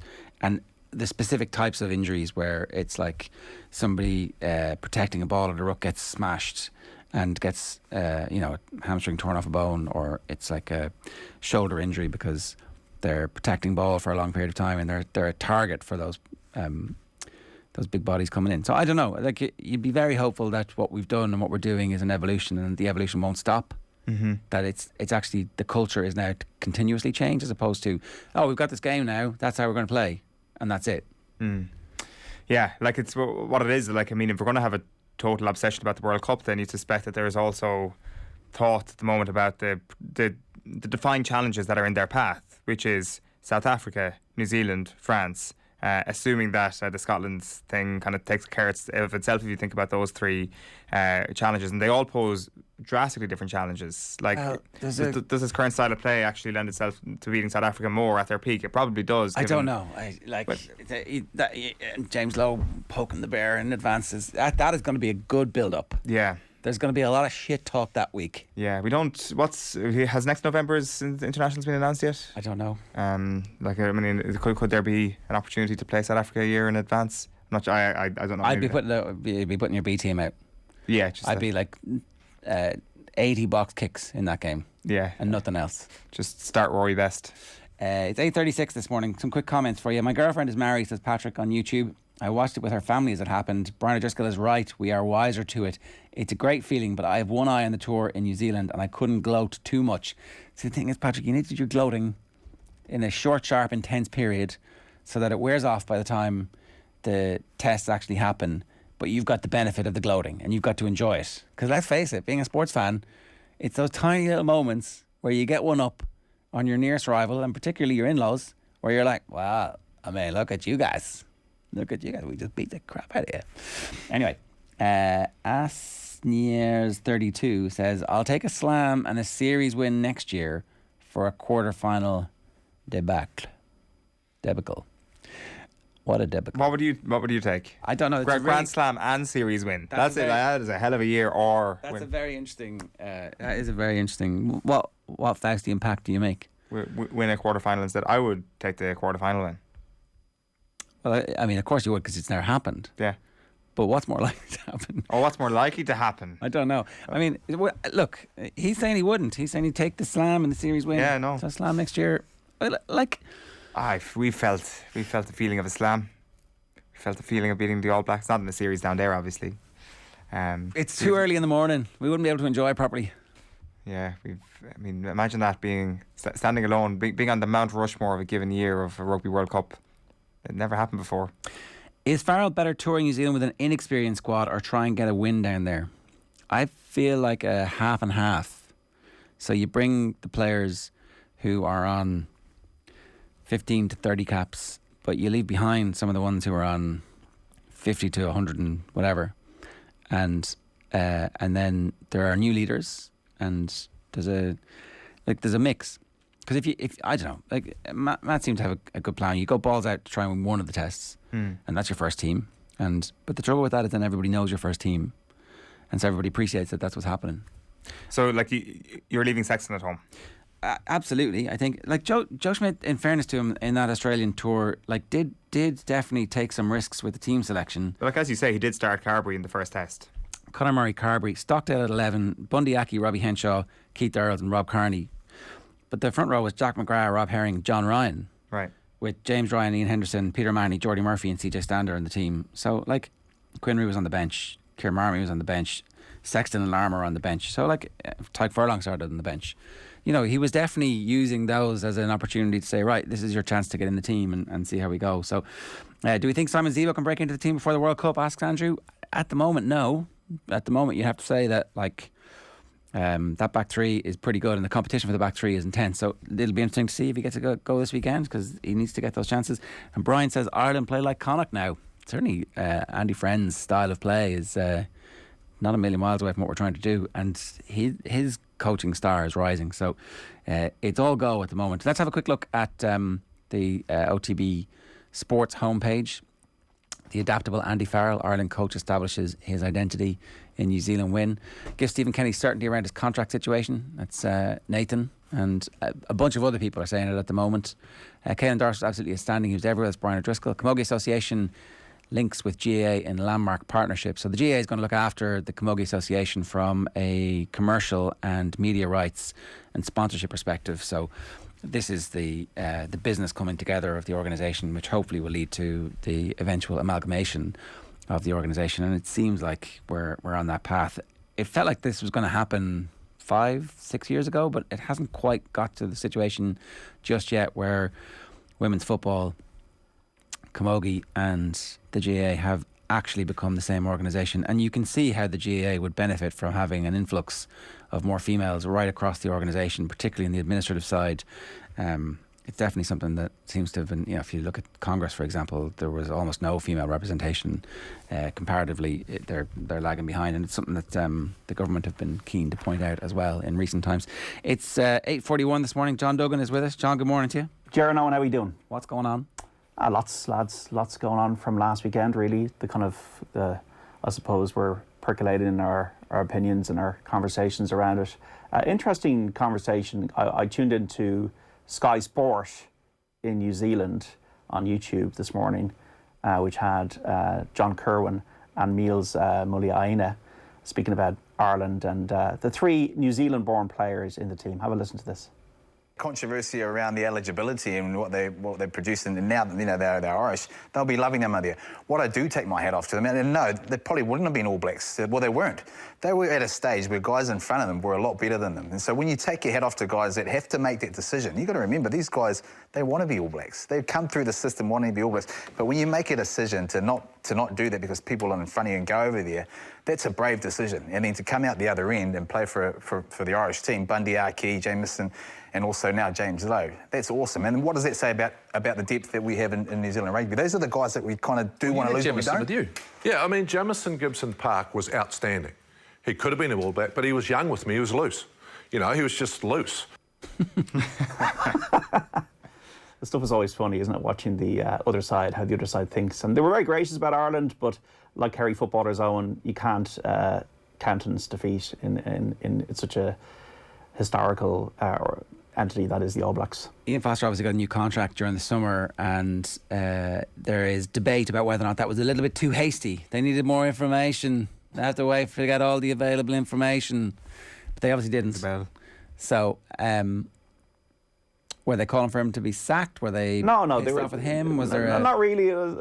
They just want. Like I think they felt that Bowden Barrett going off was a key. It's true. We haven't really talked about that at all. Like, best player in the world, off for HIA, doesn't come back. Now, I know, his replacement is also amazing, but not quite the same. And then you don't have the impact off the bench. And then, we got the benefit this time of the injuries that we didn't get at all the last time we played them. So they also felt that Ireland played as good as they've ever seen, which was what Ian Foster said, which is what Brian Driscoll, who played 141 tests, said as well. I almost feel, lads, has been like a Willy Wonka factory of alchemy, and suddenly it's just appeared that we've become this team that can play rugby that is error-free. It's an amazing turnaround, really, from the pressure Andy Farrell was under. And with Stephen Kenny as well, you'd have to think that it's a real two fingers to short-termism, and actually trusting that these people can know what they're doing, and they can, with a bit of patience and with a bit of support, can get to a better place. I also felt that fans are worth points. Fans are worth tries. Fans are worth goals. And I really felt that we saw that in the last 7 days, that support matters, and then playing in empty stadiums, the difference between the two is night and day. Also would have felt that, I'm not, some of the stuff Brandon Driscoll was saying last night was mesmerising in its detail. Sometimes it goes over my head a little bit when it comes to rugby. Now, soccer, I'd understand the intricacies a lot more. But when I just watched Against the Head last night, for example, all I saw at Ireland is tempo, tempo, tempo. And I thought Gibson Park was really the man who really set the tone for that. No box kicks. It was constantly moving the ball with the ball in hand. And no errors, no fumbles. Yeah, very, very, very few handling errors from Ireland. Now, there were some on restarts, which was frustrating, but those passes where it's going through the backs quickly and the forwards come up and they take it and the ball gets handled, that was all sticking. That's a high level of execution under extreme pressure, and that doesn't always happen. No. So when we're stressed, will that happen? When New Zealand are at their absolute best and they're nursing the grudge and the grievance of having been beaten and all the crap they're going to face from their own media as a result of this. So it'll be interesting to see what happens when Ireland are facing a fire like we had at the weekend as well. Just one thing that you brought up there, the alchemy, right? Matt Williams just described our national character in an unbelievably positive way, right? I think if we were all asked what our national character is, a lot of us would tend towards there's a bit of black dog about us, and there's a kind of glass half empty, and we're kind of begrudgers, and but actually he was like, oh no, you're incredibly vibrant and you've got a really positive outlook on life and you're creative. Look at all this creative. It's like, yeah, we are. Yeah, you're right, Matt. And that tallies for me with what Andy Farrell said. Our traditional way as a nation, everyone in the Northern Hemisphere really is about rolling your sleeves up and getting stuck in. We're better than that. We're skillful. We're able to make good decisions and play a varied type of game. Play whatever is in front of us. I think Stephen Kennedy thinks that. And I think Stephen Kennedy's in the process of changing how we think about ourselves as a footballing nation. And I think it's mad that these two guys have come along together, working class backgrounds, outsiders within the system in many respects, and are saying, no, you're better than you think you are. You are better than you think you are. And I, for one, am here for it. Well, I think there are a lot of our countries, and I don't get into, I suppose, a deep psychological. We don't have half an hour, but I think a lot of our country's sport has been around shame. So 2001, foot and mouth year, we beat France earlier in the year. We're on track for the Grand Slam. We lose to Scotland, and then we go and beat England because we're ashamed. Or we'd have a performance out of the blue, like we blow it against France at Croke Park, a match we should have won. We're ashamed, and then we go and absolutely wallop England, 43-13 or whatever the score was. All right, I mean, you could talk about the entire World Cup campaign in 2002, the quality of the football that we played after the great national shame of sending our best player home. So there's been a huge amount of that. I do think our individual successes in sport has been a light on what the teams can do. So think about this year, what we had: Kelly Harrington, Leona Maguire, Rachel Blackmore, all of these performances, Padraig Harrington in the golf, Rory in the golf. These are not isolated incidents anymore, where it was maybe Eamon Coughlin or Stephen Roach. And also, even in Gaelic games, the Dubs have been a real good example to, say, the soccer team or Kilkenny as well, or the rugby team, of what we can do. I think what's been so refreshing about the last week is, I think there's so much sport. Even though back to lockdown, we're all watching The Last Dance, we're watching the excellence of that, or we're watching the excellence of the Premier League every week. I think people don't want to settle anymore for the functional and to give it a lash. And the pride thing, whereas your effing pride, as Kieran Fitzgerald once said, I think we actually want to be entertained. We want to see good football and back ourselves. And I think that's definitely a refreshing thing to hear from the managers. Stephen Kenny has been, even in the dark days of the last 18 months, has been the most positive. If Stephen Kenny could bottle what he says and sell it, we'd be all living till we're 200. And I feel that confidence is something that you can't really touch, but it's seeping through to the performances of the teams that we're involved in at the moment. And I can see, if we can win 4 out of 5 games in the next 2 Six Nations campaigns, win a game down in New Zealand next summer, there's no reason why we can't get to a semi-final or final of the World Cup. It is interesting when you bring up the two similarities of them, and even the curve of their form and the amount of criticism that both managers / head coaches had over the course of the last few months. It kind of feels that they've both come good at a similar time. But I think there's a really interesting difference in maybe the perception of Andy Farrell in particular, because did we really expect this? That this was going to be the sort of style that Ireland were going to produce, given the criticism at the start of the year was as much about Mikey Catt as it was about Andy Farrell and potentially the attacking play and the attacking flair just not being in existence whatsoever. Whereas with Stephen Kenny, that was never under question at all. The expectation was always that, okay, Stephen Kenny's got us playing better football, but maybe the results just weren't there. Whereas the flair seems like a much newer development in the lifespan of this Ireland team. Like, I guess it's the game against England at the end of the Six Nations where we first start to see it. But I think because of the summer where not a lot of people were watching the Ireland-Japan game, we kind of had compartmentalised that a little bit, and all of a sudden it's Japan in November becomes this really important milestone where it's like, okay, this actually is the new direction they want to go. Whereas with Stephen Kenny, it was like, clearly this is the path that he wanted to dig out for himself. Well, Andy Farrell, I suppose you could definitely say that because he worked for so long under Schmidt. But this is now almost like a Microsoft 2 has just come out of nowhere. And maybe after the failure with England, who are now sniffing around, as you were saying yesterday on the show, Ger, maybe he's just said to himself, you know what, I've got nothing to lose here. We've got to go for this. We're watching you, RFU, by the way. We are watching you. And also with Stephen Kenny had the adaptability to bring in Anthony Barry. Stephen Kenny was never a three at the back man. But still, as you say, on this, I suppose the positivity of what we've seen. Like, I was thinking, the Republic of Ireland soccer team that still have major challenges. Look, here's the thing. I don't know. We don't have a front three, for example. Yeah, I don't know if Kenny's going to be successful or not, but it's the ambition is the thing. He's trying to stop us just being. He's trying to stop us just being mediocre and happy, being kind of towards the bottom of the table. He's like, why don't we try and dream of something better? Well, there is a bit of a told you so, and I think we've been saying this for 6 months to a year, folks, on the show and other shows. I could see it, what Stephen Kenny's trying to do. I think Stephen Kenny right now is doing as well as he can with the players he has at his disposal, as well as he can.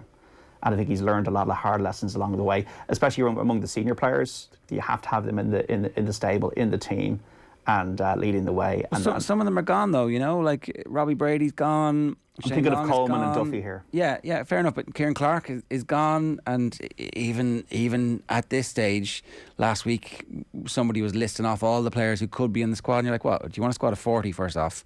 And are they all going to play?" And then Chido's Bennett gets man of the match. You know, like, I think that I actually think that he's right to be ambitious, and I think that we should be more ambitious and need to rely on our creativity more to overcome the problems, because we can't just do what everybody else does. We don't have the physical size and shape. We're not Scandinavians. We're not Springboks. We're not going to be able to be stronger and more powerful than other nations generally, as a rule. There shouldn't be any insecurity in our sporting culture anymore, given the nation we are and the successful nation. I know we've had our challenges with the economic crash and all that kind of thing, which we've come out of, but we're a first world nation economically now. And we've had huge achievements in sport, a lot of it individual, but there shouldn't be that shame anymore, and we should back ourselves a lot more. And international sport, sometimes you can punch above and be the opposite to Portugal. You can be more than some of your parts. All right, John, good stuff. It's right, Tuesday. I presume you're starting to gestate for this week's column? Well, virtual insanity was unfortunate. We had a tie for second and 2 ties for 11th. Last week, so I was watching Houston Open, and I think we were on the verge of winning a lot of money and then actually end up losing. But this is the final week of the year. I'm going to take a break after this because it's been quite a mental slog, even though it doesn't feel like it on the surface. But 48% profit on the year. That's not bad. And we've got 2 tournaments. We're going to do both the DP World Championship, which Rory's in, and we're also going to do the RSM Classic at Sea Island in Georgia, where hopefully we'll all retire to. When we have our big pensions. All right, good stuff, John. Thanks for that. It's 8:53 this morning here on OTB AM. We'd love to hear from you. You can leave a comment on the YouTube stream, or of course you can tweet us at OffTheBallAM. You can just use the hashtag OTBAM if you want to as well. Now, Ciara Grant is with us to celebrate the fact that Shelbourne are Women's National League champions after an unbelievably dramatic final day to the season. Ciara, good afternoon, good morning to you. How are you? Great. Better than ever. Did not expect to be in this position this day last week. So yeah, all good. So this day last week, you guys were second in the table, 2 points behind Peamount. Peamount went 2-0 up against Galway at the weekend. Does that news filter through to you guys? Do you know the score in the game? I knew it was 2-2 at half time. I hadn't known they were 2-0 up. I think like Jesu ran past me about 5 minutes ago before half time. It was just like, it's 2-2, and I was like, I don't care. And then at half time, it was kind of like, the elephant in the room. Nobody was really talking about it. But like a 2-0 lead for us it's good, but it's always not a nice one. So we just knew that we had to go out there and try and get another goal and finish the game off. And look, we needed the 3 goals in the end up. Wexford came back quite strongly in the last 15 minutes. So we had so many supporters there at the game. There was all the kind of ultras, as we call them, that would go to the men's game were there. So I remember at one stage there was probably like 15 minutes to go or 10 minutes to go. We had a corner, but like the crowd was just going insane. And then Kylie Murphy actually turned around to me and was like, "Are Galway beating Peamount?" And I was like, "I think so."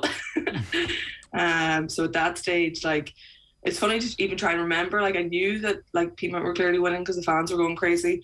But for us, it was just focusing on just, we need the 3 points here. So like, don't get carried away. So you guys only win 3-2 in the end. The scoring sequence, you were 2-0 up at half time, is that right? Yeah, 2-0 up at half time, and then I think we scored in the 48th minute, 47th minute. Jesse Stapleton again. And then they scored their first, so maybe around the 57th minute. And then their second was the 86th. So we had 2 minutes of extra time in the second half. So we had 6 minutes to try and just lock up shop, which we did. And, it was just class. Was that nerve-wracking? Or was it actually calm enough, the last 6 minutes? No, it was I think it was pretty nerve-wracking because I think, Ellen Malloy had been quiet all game, but you just give Ellen 2 yards of space and she can ping one top corner. So we were just the concentration levels. I really, to be honest, had zoned everything out. And even so, when the final whistle went, Pearl Slattery hit the deck and everybody was on top of her, and I was just screaming, being like, "Did we actually win? Can I see it for real?" Because I don't really believe it right now, even though everybody's going crazy. Because I think 2 weeks out, everybody had just penciled in Peamount. They're kind of a machine over the last couple of years. You expect them to be able to see it out. They had 2 opportunities to do it and they just couldn't get it done. So heading into the final game, did you think it was possible that they were beginning to tie up, that there was a bit of pressure on them? Were you beginning to dream at least? Not really, to be honest. On Friday nights, we trained Friday nights before the games, and we were all kind of talking about it and just even figured out what would have to happen. And then Rachel Graham just walked past me. She's like, "Imagine if we did win." And we just both kind of laughed. But no, nobody had planned for us to win. Internally, I had nothing with me. I was ready. My brother and his girlfriend had come up to surprise me for the day, so they literally arrived around 11 o'clock. We headed out to host for lunch, watch Ireland beat New Zealand, and then just headed to the game. I had said we'd all get a takeaway and chill out for the night when it was over. And, the plans quickly changed as the game evolved. But for me, I was like, "Thank you so much for coming up," because I didn't even think of the game. Just headed off for the day and then just went and played. It was perfect. It's mad, really. I would say that the way in which it happened makes the title itself so much sweeter. Absolutely. And even for the likes, I came back in last year, but Pearl, Noelle, Rachel, Rebecca Cray, they're 5 years since the club have won. Those girls have been pushing, working so hard to get the club back to league champions. So I just think it meant so much to everyone. There was grown men crying, women, there was just so much happening afterwards. And then it was just even the drama of it. We were are they, somebody's got that trophy in a taxi heading over to, Shels. But then what happened if Wexford had scored a last minute winner? It would have had it was just I would have loved to see a GoPro camera of whoever was carrying the trophy. So what do the plans then change to if you ditched the spice bag after that point? What then how did you celebrate, I guess, on Saturday? Well, Tulka's lovely. So we have a clubhouse kind of bar situation in Tulka. So we were on the pitch, I think, till after 10:30, and then family and friends, and we all just went back to Tulka and just had a night's crack. And it was just so lovely because even Noel King's pretty much whole family were there. I was just delighted to have some family up, and just spirits were so good and so high. And I think it's incredible because even this whole week now, just everybody is in good form. Training last night, everyone was buzzing. The cup final now is no longer the be-all and end-all of the season. It's kind of an added bonus. So I think from our performance, we played really well on Saturday. We've just won the league, so confidence is high. We're all injury-free. Everybody's back available. So everybody's just looking forward to the week. It's funny, isn't it? The cup final, an add-on, an added bonus. But actually, it's cup final too. It feels like you're going to be able to relax into it in a way. I mean, I don't know how you've played in loads of big games in different sports before. Like, building up to a one-off match like that, it won't be quite the same as last week. There won't be a surprise visit to take your mind off it. You'll be thinking about the cup final all week. Yeah, and like, it's not ideal playing Wexford the week before, but like, we know that on Sunday it's going to be a completely different game. Like, Wexford, I think, just didn't they just didn't show up there on Saturday, even though they started to gain a good bit of momentum in the last 20 minutes. So, like, we know how dangerous Wexford can be. We know the quality of some of their players and just how much of a team they are together. So, look, Sunday's going to be a completely different ball game. It's cup final, nerves, the whole occasion, everything, Tallaght Stadium, crowds. Like, everybody knows anything can happen in a cup game, but we're just going to go out with the same preparation as before and just prove that while we are league champions and hopefully cup champions by the end of the week. Ciara, you were part of a really talented underage Ireland team that finished, I think, runners-up in the Euros and quarter-final in the World Cup with the under-17 squad, and a couple of your teammates from that are obviously still with the national side. Around about that time, though, you were also playing, was it basketball for Ireland and inter-county for Donegal? Well, never basketball for Ireland, but basketball for Ulster at several stages. But like playing a lot of sports growing up, and even went back to play Donegal there about 4 years ago as well, for almost two full seasons. Donegal, as we say, it's on the edge of the world. There wasn't too much underage soccer structures when I was growing up, and Gaelic really was kind of the elite sport, and the training, everything was much better. So I would have played with boys Ballyrane team until I was under 16s, and then joined a senior women's team at 16. But just the standard wasn't good enough. So when you were training in Donegal, it was kind of like here, and then going up to international was a massive jump up. So at that time, Noel King was also my manager, and he gave us full kind of permission to go play Gaelic because he knew the training was very good. But as I say to some of the younger girls now, when say if somebody asked me for advice on what to do, it was a different kind of time, even though it was only like 10 years ago. Soccer now has gotten so much more elite fitness levels, training, everything. It's harder to do both when you're trying to play at two top levels of Gaelic and soccer. Like, girls are having to make decisions a little bit younger now of what sport they want to pursue because there's too many clashes. I personally, I know I'm a little bit older now, but when I hear of some of the girls going off and playing a Gaelic match on a Sunday after a match, it's baffling. I'm like, how did I used to play 2-3 games a weekend? Like, you just can't do it forever. What changed, do you think, in the last 10 years? Why has the standard raised so quickly in women's football, soccer? Quickly probably isn't the best word. Like, it's taken its time. Yes, standards haven't got better, but I think if you look across all women's sports in Ireland, media coverage is a huge thing, because once more people are looking, more money's being invested. And I know money's not the be all and end all, but you just can't compare an amateur setup to a professional setup. If you look in the Premiership, you look at any league across any sport, what team, often not always, is doing the best? The team with the most money, because they can invest in the proper facilities, proper training, proper staff. And I think that's slowly creeping into the women's game. You even see it in the League of Ireland, the men's, like the Shamrock Rovers and Dundalk before this season.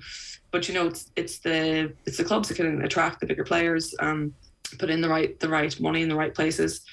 But I think the momentum based off Scotland and England is definitely trickling over. The success of the women's national team, things like that, are just raising the standards. Like, you see, 16, 17-year-olds now well able to compete at senior level because they're in better condition, and they're able to. So it's great to see. And these young ones coming up, there's so many of them in all the teams. So it's a great momentum, and it's credit to people, working with teams underage as well. When you were coming up through underage systems, Ciara, across multiple different sports, was there much of a difference, say, between soccer and football and Gaelic football in terms of facilities, in terms of access, and in terms of your ability to achieve when you compare those two sports? Growing up, maybe, Gaelic has a strong hold in more rural places, I think, than kind of urban. There's a lot more, not awareness, but there's a lot more community-based kind of structures. So, even at county levels, we might have had a backroom staff of 8 or 9 people at our under 14 Donegal team. And then you go to your under 14 Donegal women's soccer team, and there might be 2 or 3 coaches who are covering 3 or 4 teams, all volunteers. But the comparison of like the number of volunteers in soccer and Gaelic was starkly different to underage. And then when I went back to play with Donegal at the end of 2018, I was blown away by, Maxi Curran and his backroom staff. Like, I think there was 10 to 12 staff. We had nutritionists, psychologists, sports scientists. We had food after every training. Expenses were covered, not fully, but part of it. We had, kind of online apps of gym. You had all sports scientific based fitness tests. We had GPS data, heart rate monitors. And to be honest, it was the most professional environment I've ever been involved in for like a season. And then unfortunately, when you come back to the Women's National League, there's still stark gaps in those areas, kind of in the additional backroom staff that make the difference. Like, when you look across all the Gaelic sports, even Limerick hurlers, like they give massive credit to the backroom staff. I think they had a photo of them when there was probably 25 backroom staff. It's insane, but that is again the difference between amateur and professional sport. It's the small, finer details that are overlooked. Or even between amateur and amateur at that. I was going to make the point. Amateur and Yeah, but the approach is totally professional. And all those backroom, they're all professionals. They're, maybe some of them are volunteers, but certainly like a lot of people are actually getting paid for being involved with inter-county teams at that. In that case, I know that there are counties out there who don't pay anything to their physios and their strength and conditioning people, but most counties are, and that's why we see that it costs several $100,000 to run a successful inter-county team at the moment. There was one other thing I wanted to just ask you about, Ciara. You are a doctor, I think, is that correct? Yeah, I'm a medical doctor. So in the middle of all this, of like playing football for Ireland, playing basketball for Ulster, playing football for Donegal, you had time to finish a medical degree as well. I mean, come on, Ciara, this is kind of putting us all to shame here. No, well, in fairness, I stepped away from the league for my last semester of college. So, I'd done 5.5 years in UCD, balancing it with the league, and it was just all becoming a bit much. And the timing of it worked out. The league was changing from a winter league to a summer league. So I just took the last semester off just to kind of get over the line. And I knew I was going to go into a busy internship. So I actually took that whole year off from soccer and then went back to Gaelic. And, on reflection, I think it was just all boiling up for me. It was too much. Sport was kind of, something I always loved and put my whole heart into. And I think it was just coming to the phase of my career where it was something that I had to do. And probably internal pressures I was putting myself to keep it up. My parents were so supportive of pretty much any decision I make. But at that stage, I think it was, it was mature, but it was a very hard decision to make, to walk away from it. But I think it's the best thing that I did. And, I moved home to Donegal then. And as soon as my Gaelic career kind of, I was having a lot of thoughts about soccer soon after going back playing Gaelic. And I joined Science Swifts there in Strabane, about 20 minutes away from my hometown in the Northern Irish League. And that was just probably the best decision I've made, because it just sparked that fire back in me. And, straight away I was thinking of moving back to Dublin and getting back in the National League, and kind of set myself the goal of getting back in the women's national team. So yeah, like it's just something I love. And now I'm a bit of a phony, but like some of my friends who have been working in the front line now for the whole pandemic, like I really huge credit to everybody. It's not easy, and it's not getting any easier as well. But at the moment, so I spent 2 years lecturing with RCSI, which was the perfect balance of soccer and work. And then now recently I'm just kind of doing some agency work. So at the moment I'm doing health clinics, so heart screening clinics, flu vaccine clinics. So, yes, I'm a doctor, but I'm also, can't compare me to my friends that are in the front line, because those guys are working extremely hard. Yeah, fair enough. I'm glad to hear that you got lazy in your last semester and took it off playing football. Like after 5.5 years of doing the two things. I'm really interested in this, because definitely there have been sports, and there was a long trend for about 10 or 15 years where everybody was told, you got to give up sport for your leaving cert because it's going to be a distraction for you. It sounds like you didn't do that actually you kept sport going as long as you could. I remember we came home from the World Cup, so it was kind of, I missed, I think, the first 4 weeks of school, my leaving cert year in September. an under-19s clash, so we missed the first trip away with the 19s, and I remember I got like, you know, the itch after about 2 weeks. I was like, what am I going to do here? Like, I'm bored. So I went back playing basketball, Gaelic and soccer in Leaving Cert year, and I think we got to an All-Ireland semi-final in basketball, All-Ireland semi-final in Gaelic, and then we actually won the senior women's soccer All-Ireland final. And I do remember when I was getting close to Leaving Cert, I was like, what is going on? I'm doing way too much stuff here. But like, my parents they're just great. And I think, you know, they probably would have intervened if they thought I was getting burnt out or stressed. But I was just super organised back then and kind of loved, when you're kind of that organised and in that routine, you just do it. You know, you have 45 minutes here, okay, just blast out my maths homework, you know, that and different things. And I had great support systems. I had, you know, my teachers were excellent. They'd give me stuff to do, or like meet up with me for an hour or so after school. And yeah, and it's funny, more as an adult, I think I find it hard to balance. Like, you know, I went back to do a bit of study at the moment, and, you know, just procrastination is getting worse as I get older. That doesn't ever get any better, I think. No. Once it's in you, it's in you. But listen, Ciara, it's an incredible story. Thanks a million for sharing it with us. Best of luck this weekend, and congratulations on winning the league. It sounds like it was an incredible season, all told. And I think that something like a title race with the drama like that, where it flashes out immediately on social media, is the type of thing that's going to get people tuning into the league in more numbers. Absolutely. And now, like, you know, the Women's National League have national team have 2 big games on in the next week or two. So this build-up of the cup and of the league ended in so dramatically. Like, many more people are aware of it. I went into the shops on Sunday, and half the back pages of the papers were covered in our game as well. So it's great to see, and I just like hope it continues and increases as well. Ciara, good stuff. Thanks a million for joining us. Cheers. Thanks so much, guys. Appreciate it. It's Ciara Grant there with a remarkable story and high level of achievement, it turns out. How are you feeling, Eoin? To say at least, feeling good about your life choices? Pretty inferior right now, to be quite honest with you. Not that that's anything new, but to win and to get a trophy wasn't even enough. They had to do it in the most dramatic way possible and set themselves up potentially for a League Cup double as well. OTB AM live with Gillette, proud sponsors of Movember. Gentlemen, let's mow. It's 11 minutes past 9 this morning. Don't know why I did that in my Pat Kenny voice, but I did. Here's what's coming up on OTB Sports Radio today. OTB Gold at 1 o'clock is Barry Ryan, The Ascent, story of Irish cycling. Dadcast from 3, career retrospective with Packy Bonner at 4.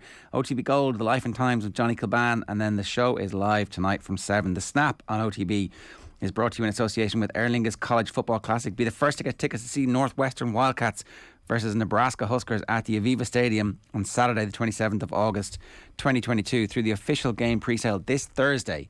So this Thursday, if you want to get tickets for this, you're a Northwestern fan now officially? Oh, I mean, absolutely. I've been one of their boys. What do you call them? The Northwesterners? The Wildcats? The Cats. #GoCats is what I was told. And you're going to be at the front of the pep rally, aren't you? I am going to be leading the pep rally. Will not happen without me. You should definitely wear your cheerleaders outfit. Give me a C, give me an A, and then spit out Cats, and away I go. You got to commit to it though, Owen. You can't stop halfway through. You know the rest. God, you don't know the rest. Can you get me to the end of this word? Yeah, I'm definitely free for hire. Sign up to the Club Gridiron mailing list on otbsports.com/Club Gridiron. Here's Cian Fahey talking about the Packers' succession plan at quarterback potentially backfiring. OTB AM.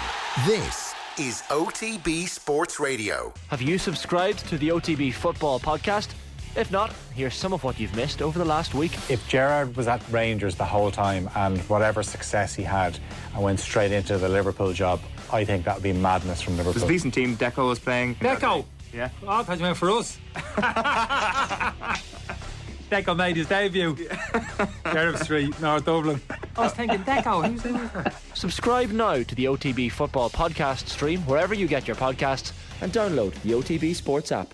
I don't know how much Rodgers believes what he's been saying about COVID and vaccines the last couple of weeks, but I know for sure he did not believe what he said about Jordan Love this week, because he came in and said Jordan was very impressive and he put up a good showing and a good foundation to build on, and you could just see Rodgers is like, they tried to replace me with this guy. Like, it's so incredibly frustrating for the Packers, I'd imagine, because they brought Jordan Love in to sit him and develop him, and then you put him in and he looks like this.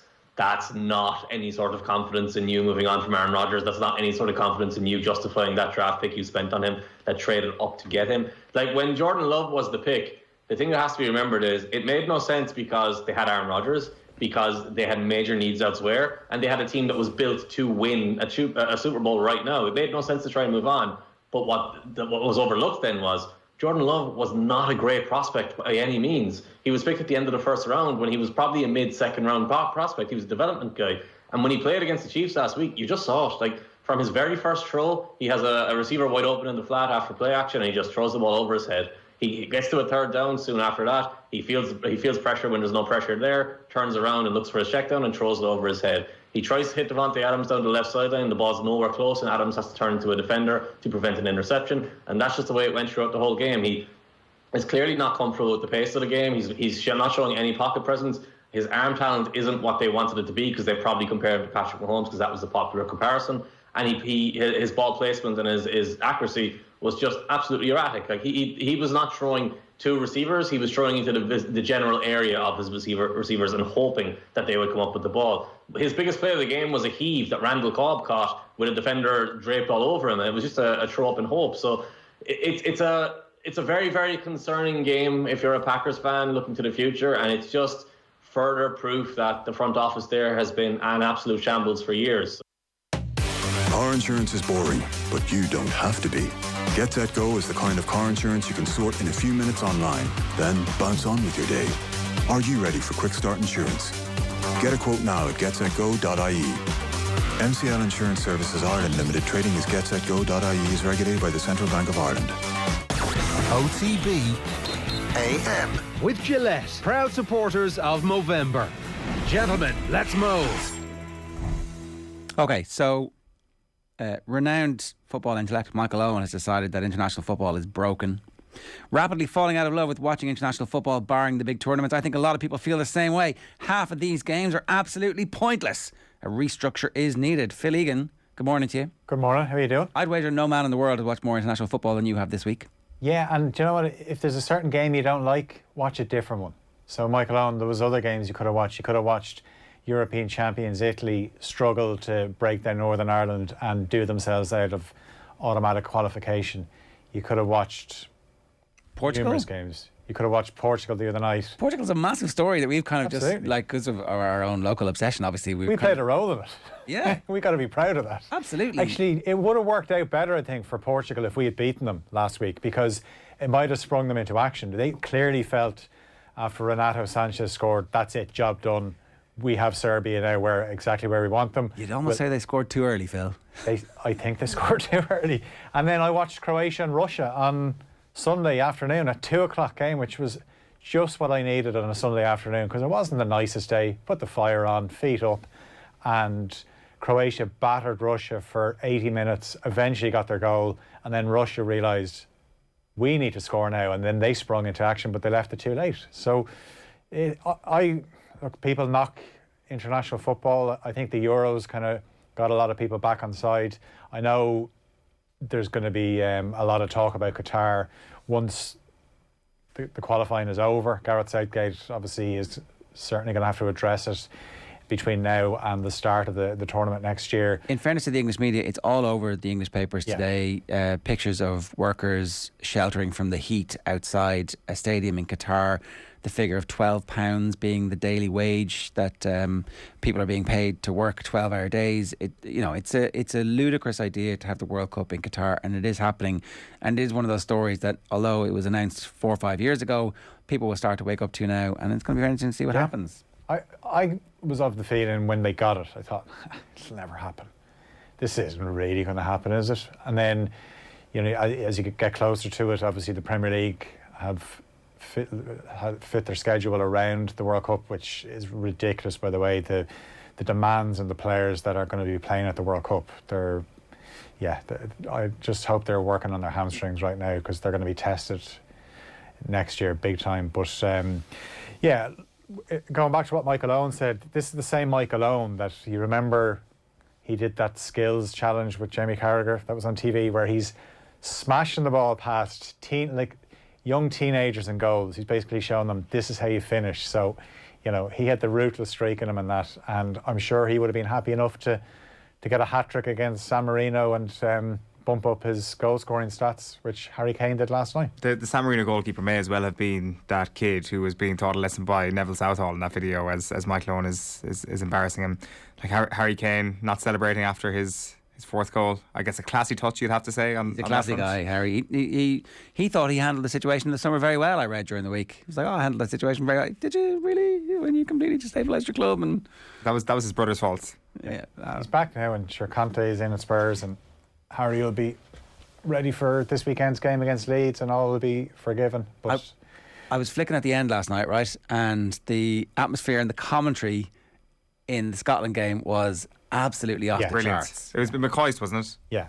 Ian Crocker and Ali McCoist. Dean Crocker, is it? Ian Crocker. Ian Crocker. Yeah. He was like, whatever comes next, this is one of the great nights. And I'm like, wait until you see what's coming next, because Italy are getting beaten or only drawing with Northern Ireland at the moment. You're probably not sure they could end up with Portugal. But the only thing is, Scotland are guaranteed now that home semi-final, the playoffs, and they've won 6 in a row. And I think if you're going to make a case for the joy international football can bring you, look at Scotland. And I tweeted after the game last night saying it's hard not to be envious of them. Just obviously they've adopted I Can Boogie as their song, and the whole stadium is absolutely rocking. And we need a song, don't we? We do need a song. I know Nathan Murphy put it out there last night as well. We need something better than the Fields of Athenry. We do. We definitely do. That's a rugby song for a start. Yeah. And at the football, we sang it as a funeral wake party, pissed, like Body of an American style, when we were being hammered at the Euros to say goodbye to that team. Trapp, thanks very much for all your work. It's over now. Yeah. We're tired of being called shit. And then he stuck around for a little longer and took a while to extricate ourselves. But that was a funeral. That was that was a wake. That was meant to be closure, yeah. And that's when you sing at a wake the Fields of Athenry, because it's about the famine and the plague and the general shitness of life, right? But we're a creative, forward-looking... Apparently so. This is what we've been told. Matt Williams told us this morning, Phil, that we're a creative nation full of happy people. We're all about the arts, so we can come up with something better. But our football should reflect this, and I think Stephen Kenny thinks this, and I think he's right, and I think Matt Williams is right, and so we need a better song.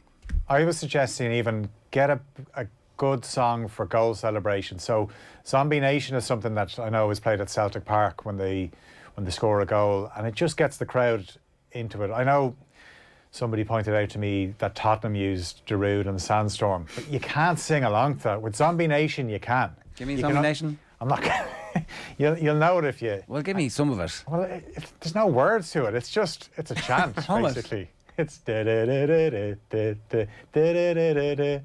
see, didn't do it justice there. No, you did. You did. You absolutely nailed Aaron it. Craft, wasn't it? It was a good one in the college days. Aaron Craft 400. Yeah, if you think of 50,000 people at the Aviva as Callum Robinson scores yet again, and we're all jumping around singing along to that, that's a start. And then we need something that they play at the end. Because, look, Put 'Em Under Pressure is always going to be a classic. The Estonia away trip, we got a song in the bar. What was that? In the bar in Estonia? Yeah. What was no, sorry, I'm completely just thinking of Kevin Kilban doing Ice Ice Baby. That's not going to be the national anthem. No, that was Soap Hot. Sorry, that was. I mean, Kev could come on at half time and do Ice Ice Baby. It would be better than the lads doing I mean, they're obviously very good musicians, but the choice of song was wrong for half time, I thought. That was all. What's the... All I remember from Tallinn is John Delaney in a bar. I don't remember the song. Oh, there was a Talking Heads, not Talking Heads. Is it Depeche Mode? Come on, lads, help me out. Can't get enough? Yeah. Just can't get enough. Yeah, I'd take that. That comes from the singing section at the Aviva. So true. That could work. That's the closest one to being a reality, I would say. Yeah. Well, so that was because there was a bar in Tallinn the night we won 3-0. Yeah. That was so that was actually the genesis of it. As far as I know. Right. Now I could be Didn't wrong. know that. Maybe they went there that's because... a start, yeah. I think that's and look, by the way, I'm not saying that Fields of Athenry isn't a great song, but it just doesn't capture the mood. No, but I just can't seem to get enough of you. It would be perfect for half-time and full-time and goals, wouldn't it? It's not our intro on a football show at 9 o'clock on a weekday. Is it not already the first couple of steps have been taken? The seed has been planted. I don't know if they use it as often anymore, do they? Maybe not. We need to reintroduce that if we can have any influence on this. So you think Scotland are going to they're going to get through the playoffs because of that home semi-final. Just explain how this ridiculous playoffs are going to work. I don't know if they get to the World Cup, but definitely they have given themselves a better chance with the home semi-final. It's like the playoffs that we were in, where we lost to Slovakia, and obviously Slovakia then went and played Northern Ireland. So they changed the format. It's not the home and away playoff that we would have been used to when obviously we beat Bosnia, or think back to when we beat Iran in 2001. Oh, such happy times. Yeah, so they have changed it, but it just shows how hard it is. That there's a fair chance that, Italy or Portugal are not going to be at the World Cup. And it would be a bizarre way to finish a footballing campaign for Italy when you consider that off the back of failing to qualify for the 2018 World Cup, they went on this unbelievable run where they were unbeaten until Spain beat them in the Nations League, and then they could fail to qualify. Now, I think they'll still fancy their chances. When does the draw get made for that? Is it fairly soon? Friday week. Okay. Yeah, so we'll get it'll be finalised tonight, the setup of the playoffs. So you would imagine the Dutch will get the job done. They're playing Norway without Erling Haaland. They just need a draw to guarantee top spot. And Norway have absolutely banjaxed themselves because they pretty much have to win. Because Turkey are level on points with them. Turkey are away to Montenegro. Now, Turkey might not win that game, but there's a fair chance they'll get a result. So that would mean Norway don't even get into the playoffs. So there's another one of the world's leading players possibly not being at the World Cup next year. Kazuya is raining on our parade here. Goal celebration songs in the Tannoy are bad. If the crowd can't find the initiative to sing after a goal, there's no hope. It also stops the crowd singing the player's name. Has that man ever felt the run of adrenaline rush through his veins as Sandstorm by Darude plays after a goal? That man clearly hasn't lived, that commentary. Chris says free from desire. It works. It worked for the North quite well, didn't it? Will Grigg, yeah. Is that what that is? It is, yeah. Well, we did it for Shane Long, obviously. Okay. But he just didn't score. Maniac 2000 for the Aviva, says Joe on YouTube. It's a bit, what section are we taking of it here? Because it is, Maniac 2000 is underrated in terms of how complicated it is to actually get all those words out there. It's just a piece of lyrical beauty. It's also shit. It is terrible. Not even in an ironic way. No, it's terrible. It is terrible. When you hear it, though, to be fair, it's it's the definition of ironically. No, it's shit in an ironic way. Oh yeah. Sorry, it's not even ironic in a good way. Yeah. I'm not having Maniac 2000. I think it's nonsense. Yeah, I don't see how it could work. It's nonsense the first time. The kind of awful attempts to revive it again and again and again. Maybe we could just get Mark McCabe to actually make a bespoke song. Seven Nation Army tends to go down well. Yeah, it does. I mean, whoever brought that in for football. I think it was the Italians in 06. That's my first recollection of it. Yeah. So now maybe they just owned it best because they won the World Cup at that stage. That gets. I can definitely remember that playing at the Euros when there was goals scoring. So I'm pretty sure the Irish fans were happy enough to join in when Wes bangs that one in against Sweden. Everyone's kind of jumping on board. But that's goal celebrations. So we need something at the end, after a game, that can, that we don't all flock to the exits and leave. That we stay there, let the players do their lap of honour, and we're still singing, giving it socks. And the players join in. Yeah. That's what we want. So maybe we should ask the players, what song do you want us to sing for you? Yeah. Now, some of these players were on the bus the time Justin Bieber was playing on the way to a game, so I'm not sure if they're the best people to ask. You're a non-believer, are you? No, look, I'm just saying, I didn't think Justin Bieber would be played on the Ireland team bus, given the history of some of the songs that have been played on that team bus. Dancing Queen, obviously, that was Sunderland. I mean, you could do worse than just pick something from the ABBA back catalogue and just. So Keane in his autobiography has his second one has a long section on Dancing Queen being played by somebody in the Sunderland changing room before a game. I wouldn't mind. It wasn't even one of the good fast ABBA ones. He said he came in and was like, and they lost that game. So no more Dancing Queen. Right. Sorry to go back to the football, Phil. This is part of football. How many teams are going to qualify from these playoffs? It's only 3, is it? So we've got and obviously look at Wales tonight. Now Wales are guaranteed a playoff off the back of their Nations League performance. So they'll actually need to get a draw against Belgium to guarantee second place. So I don't know if that's going to happen, which means if the Czech Republic beat Estonia, they'd overtake Wales. But as I said, Wales will be in the playoffs as one of the Nations League qualifiers.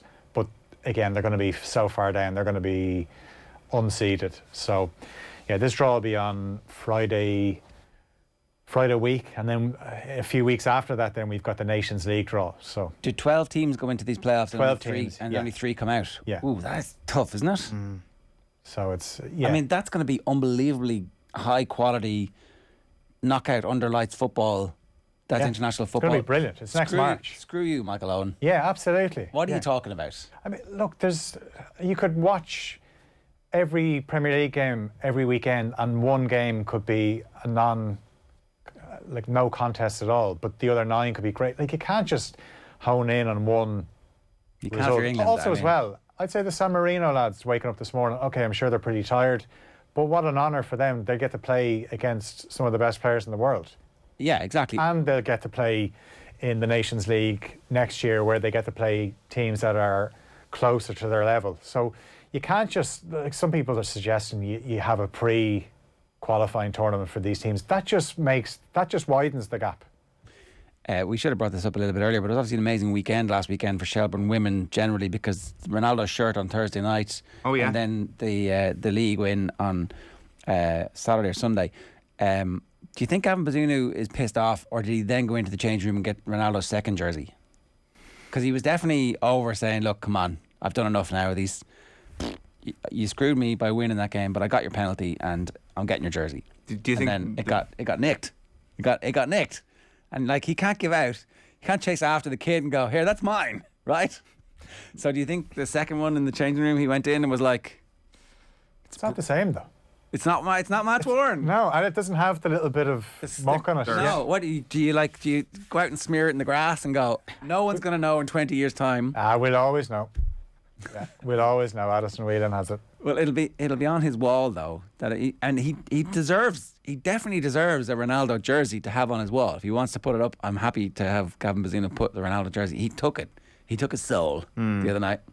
Do you think Gavin Bazunu has encouraged the FAI to impose a hefty fine on the girl and her family, and just say, please just ban them? It's mine. Gavin Bazunu, the nicest man in world football, actually behind the scenes is like, maybe he could swap her. Maybe that's the thing to do. Well, actually, there is a shout. But she said, didn't she, last week, that she's going to frame it and put it up on the wall? Not even washing it. So Gavin Bazunu is going to have to break and enter to actually steal it from that family home and get Ronaldo's jersey back. Ronaldo ain't going anywhere. Bazunu could play against Ronaldo again. For City, ideally. Yeah, but you want the Portugal one, really, don't you? Yeah, but we could get Portugal again. Who knows? Yeah. Maybe. It's been a long time since he's been here. So the vagaries of the draw. Okay, so that's the international stuff rounded up. Is there anything else you want to say about that? Well, no, it was interesting. You touched there on the Women's National League. That was crazy, because that kind of came off the back of, I had just watched Ireland beat the All Blacks. Then I was flicking, I'd seen Crokes come back to beat Nafina to win the Dublin hurling title. And then it was all set up. Peamount could have won the league on the second last weekend. They played Dublin Waves. They should have won that game. And then they are 2-0 up on Galway. A Galway team that haven't been banging in goals, and somehow they lose 5-2. And Shelbourne obviously take full advantage. And now Shelbourne can win the double when they play Wexford in the FAI Cup final later this month. So what was great about it was live on terrestrial television. And Jonathan Hill was there. There's no sign of Vera Pauw, which was a little bit of a concern. But I'm sure she'll be asked about that in the coming days, because her squad is going to be named ahead of those qualifiers against Slovakia and Georgia. She's actually going to be on the Koi Gig podcast this week. It is our new women's football podcast. You can get it on the OTB Sports app and wherever you get your podcasts. A reminder too that Arsenal and Ireland fans don't want to miss our next Cadbury FC Roadshow. We're going behind the scenes with Arsenal invincible Robert Pires and Gunner star and Ireland captain Katie McCabe. We'll also be joined by former Arsenal strength and conditioning coach and Ireland rugby legend Jerry Flannery. It's all with thanks to Cadbury FC and their club partnerships, granting you behind-the-scenes access at the Premier League's biggest clubs, coming soon to OTB Sports social channels. I was at the Web Summit, and a bunch of the Invincibles were staying at the same hotel as we were at, and they were all in the bar hanging out. They were their mates. Name names here. Gilberto Silva, Campbell, Lehman. I didn't see Thierry Henry in the bar with them, but he was in the hotel. Right. So, any pics? No pics. Did you go up and say hello? No. Do you know who I am? No, I did not. I host a morning breakfast show in Ireland. I would love a quick few minutes of your time. I have journalism. We have people in Wales and South Africa who hate us. That's our claim to fame, is it? It is our claim to fame. They would love that. I'm sure they would. What were they drinking? Yeah, I was going to ask because I'm thinking red wine or possibly maybe Superbock. I wasn't Superbock. Are you even a journalist? No, I wasn't paying attention. No, I wasn't. You were flaming basically, and you basically just stumbled past them on your way out of the bar. It's like, I better just get out of their way ASAP. Yeah, exactly. What about Dean Smith back in football? Very quickly, we have a couple of minutes here. Yeah, I like Dean Smith. I'm not sure that I would put him in charge of Norwich to keep them in. Is he there to take them down and back up? Yeah, I don't think he's going to.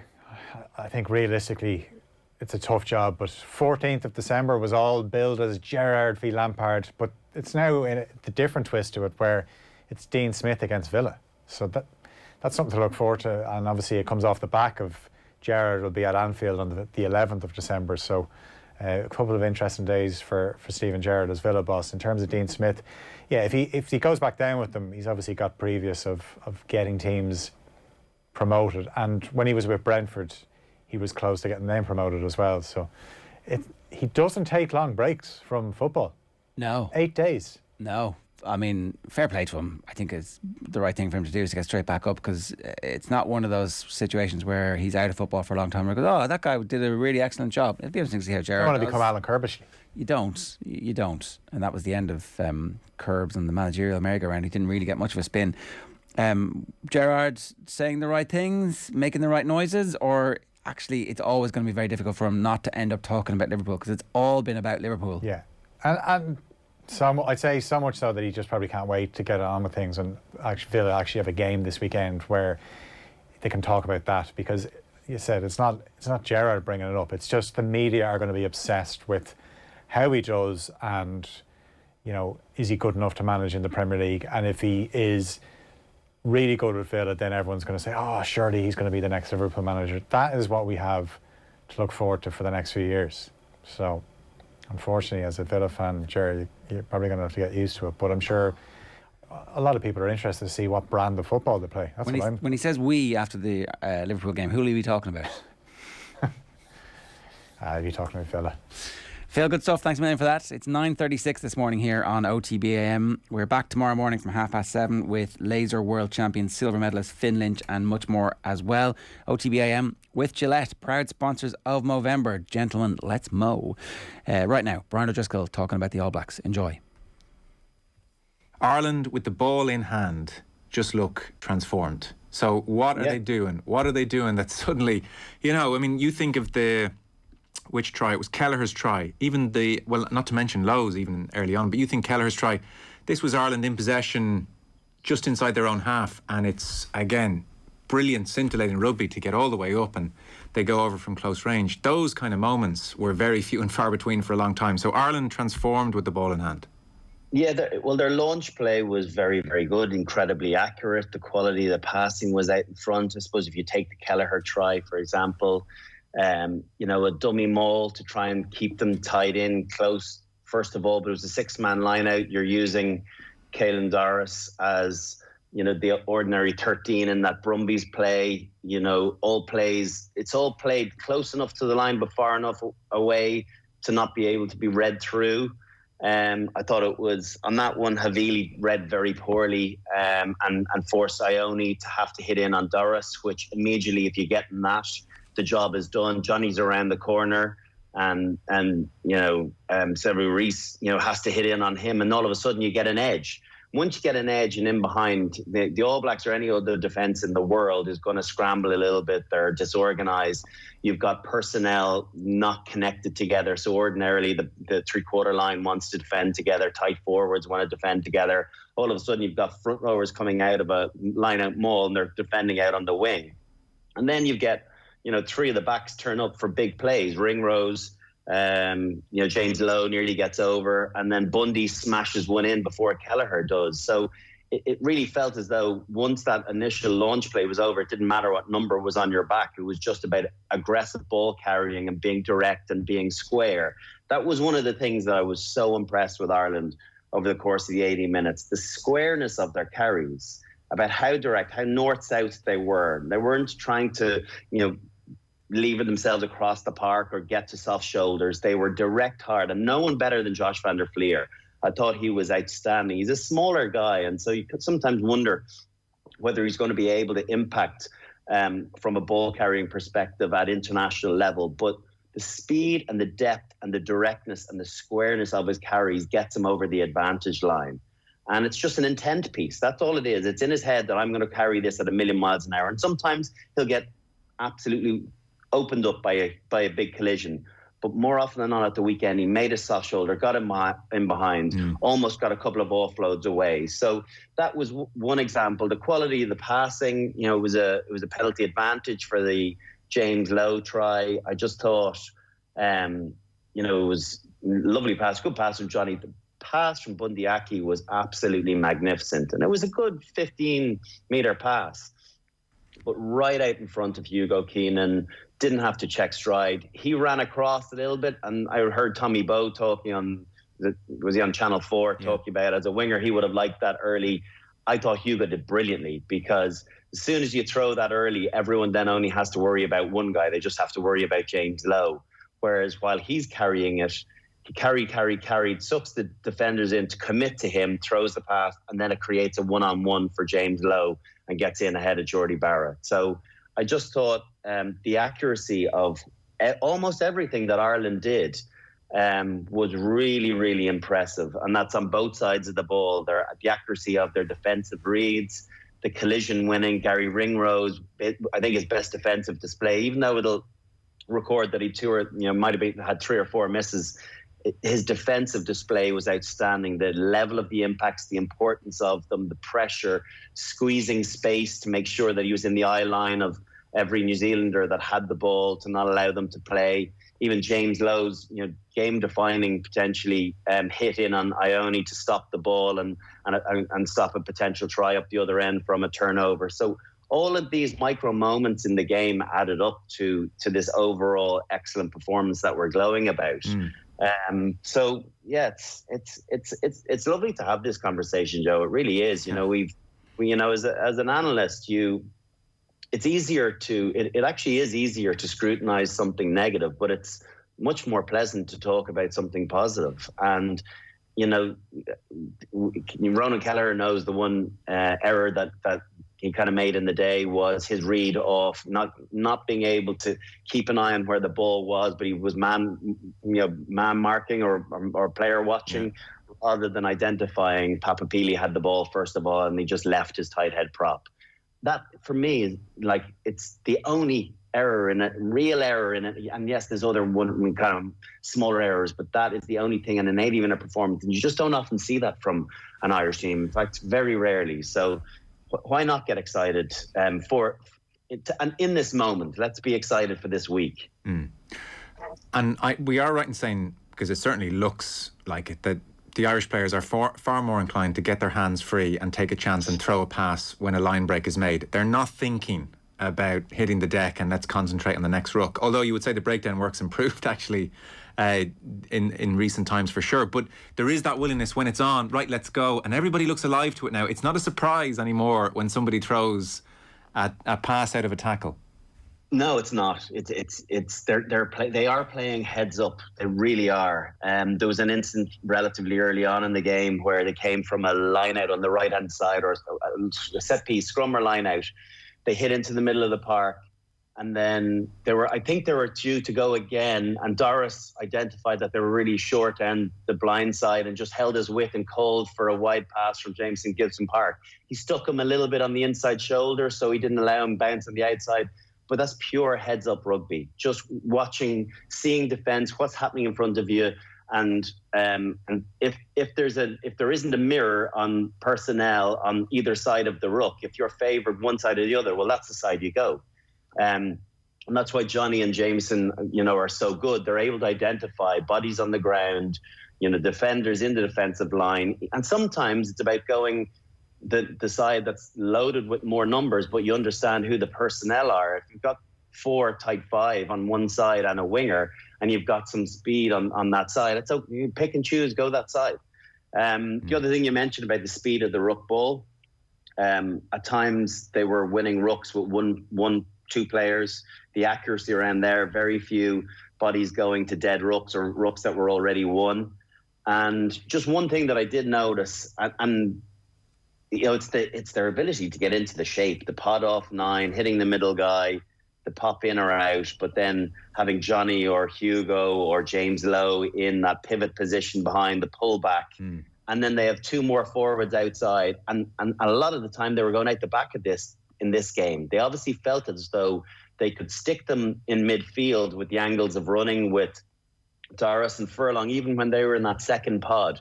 The speed and enthusiasm with which they ran, it was as if they were getting it every time. And you saw the angles that the New Zealand defenders were having to come in. And as soon as your shoulders are turned in, and Johnny was picking those passes out the back, that's why they were getting the edge. Well, you know, some things won't go out of fashion in rugby, and I remember speaking to you, I don't know how many years ago now, and you talked about the importance of animation on Doris and Furlong's part. If they're in that pod and they don't look like they're not going to get the ball, intelligent players will read that and they'll have moved off already, whereas you do see them back running with intent again and you know, hands in the air and looking like they're about to get the ball, and you know, that maybe had slipped a touch as well.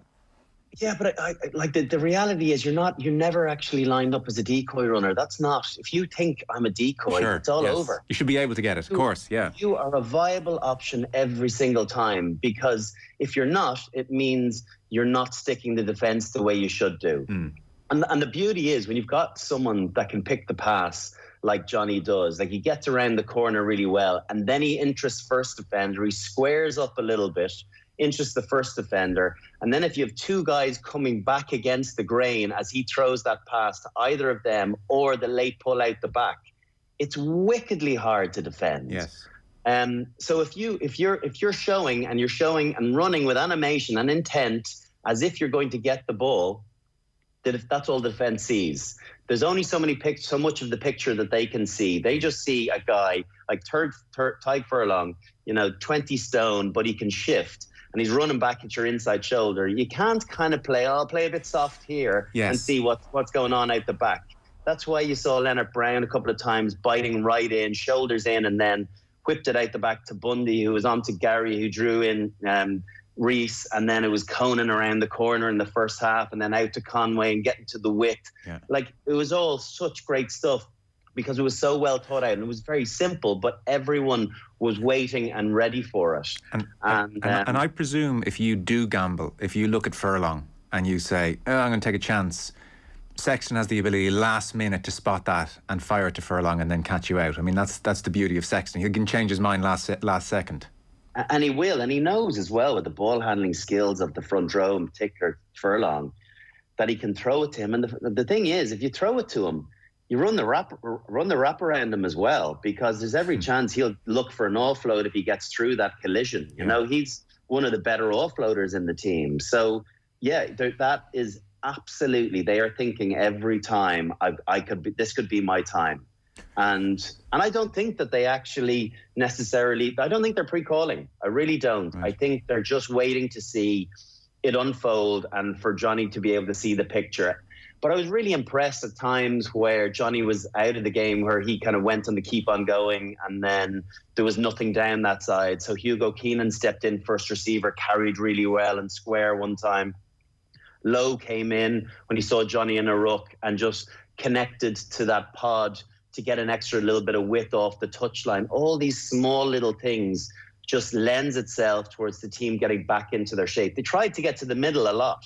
As soon as you get to the middle, like I've said many times, you slow the line speed down because you can't come off the mark as quickly with 4 and 5 players as you can with 8 and 9 players, and that's the reality of it. So to get to the middle and then to try and see what personnel are there, who's in the backfield, what numbers are on the backs of the defenders, are they flagging, have they an injury, are they struggling for breath, Is someone late getting up off the ground? All that stuff is put into the melting pot, into the Johnny Sexton computer and the Jameson Gibson Park computer, and some of the other players. And I don't think it's purely on them. Yeah. And then that allows them to make better decisions on what happens on the next phase. So for Farrell and Cat, and I suppose increasingly Paul O'Connell, you suspect he's having a big role in there. But for Farrell and Cat, this is an amazing moment of almost redemption, because they were shipping a lot of criticism, a huge amount of criticism, and there was a sense that, you know, they had loosened the reins in a bid to play more heads-up rugby, but actually the attack was as blunt and lacked shape, and then the basics had become sloppier, and there was a real sense that there was a drift setting in, and now it's all come to fruition in a really impressive way. So that they held their nerve and didn't revert to a more conservative game plan in a bid to just get a few results and take the pressure off is massively impressive, and there's almost parallels with Stephen Kenny in some ways. So that's massively impressive. The other thing which I wanted to ask you about, which seems impressive, is that from seemingly looking in the Six Nations like defensively he just wasn't up to it, James Lowe was brought in from the cold. Nobody before the Japan game was saying, well, we're going to see James Lowe have a big November. Nobody was predicting that, and here he is. And secondly, Gibson Park. I can tell you, we talk scrum halves a lot. There's a lot of good scrum halves in Ireland. Generally, the common refrain from most people watching rugby is never Gibson Park has to be Ireland's number 9. And yet again, the coaching staff have seen something there which has worked. So let's talk Lowe and Gibson Park, because these are two really interesting Novembers for these two. That's kind of rubber stamped, certainly Gibson Park's inclusion going forward. Yeah, it is. If you think about it, it's amazing, because, you know, no one knew who Leinster's best scrum half was between Luke McGrath and him, and Lukey would be picked at times, and then you know, Jameson being on the bench, and I can't remember over the course of the biggest games who gets the start, but you wouldn't guarantee it was one or the other, but yet I heard, you know, I kind of heard rumblings, even, you know, just as Jameson came into the fray and was eligible, that Andy Farrell was a big fan, and I think he just felt as though he brought an extra dimension, and obviously the speed of service and you know, quickness of thought, doesn't overplay his hands. So we've seen the best of Jameson in the last couple of weeks. He's been really outstanding. He's been kind of the heartbeat of the tempo of this team, and this game plan absolutely is obviously suiting as well. So I kind of felt as though I knew that sometimes coaches, you know, have favourites for whatever reason that they have. There's an element of the individual's game that they hang their hat on, and obviously he saw that capability in Gibson Park, and it's come good, which I'm delighted for him, for both of them, Andy Farrell and Jameson, because you're right, they both shipped a fair bit of criticism in wondering, you know, what's the crack with, you know, between the two of them, and what's the crack with how the game plan is evolving. The second thing is James Lowe, and, you know, he's going to be the new media dream, isn't he? Because the sound bites are going to be from the heart. They're going to be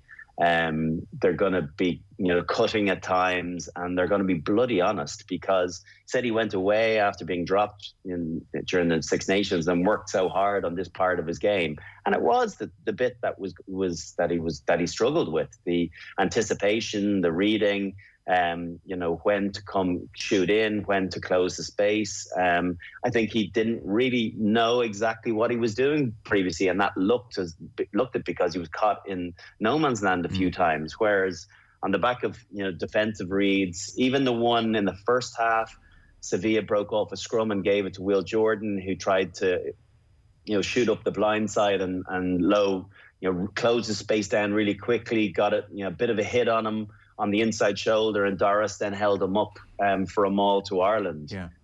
So those moments as well, not just about the Ione hit. Yeah, because I wanted to ask about it beyond that. So the hit was great and it's a wonderful moment, but actually I was more looking out for, well, on the defensive line, biting in when he shouldn't, or making a wrong read in general play. So I don't know, is he totally out the woods there? Yeah, even the Will Jordan try, I to be honest with you, I don't think he did a whole lot wrong there. You know, wingers are there to play quite high. I just think that's a class pass from, I think it was Havili might have thrown it. Yeah. And then a chip and chase, and it's a regather. Like those are moments that just, you know, moments of brilliance, and there's nothing you can defend.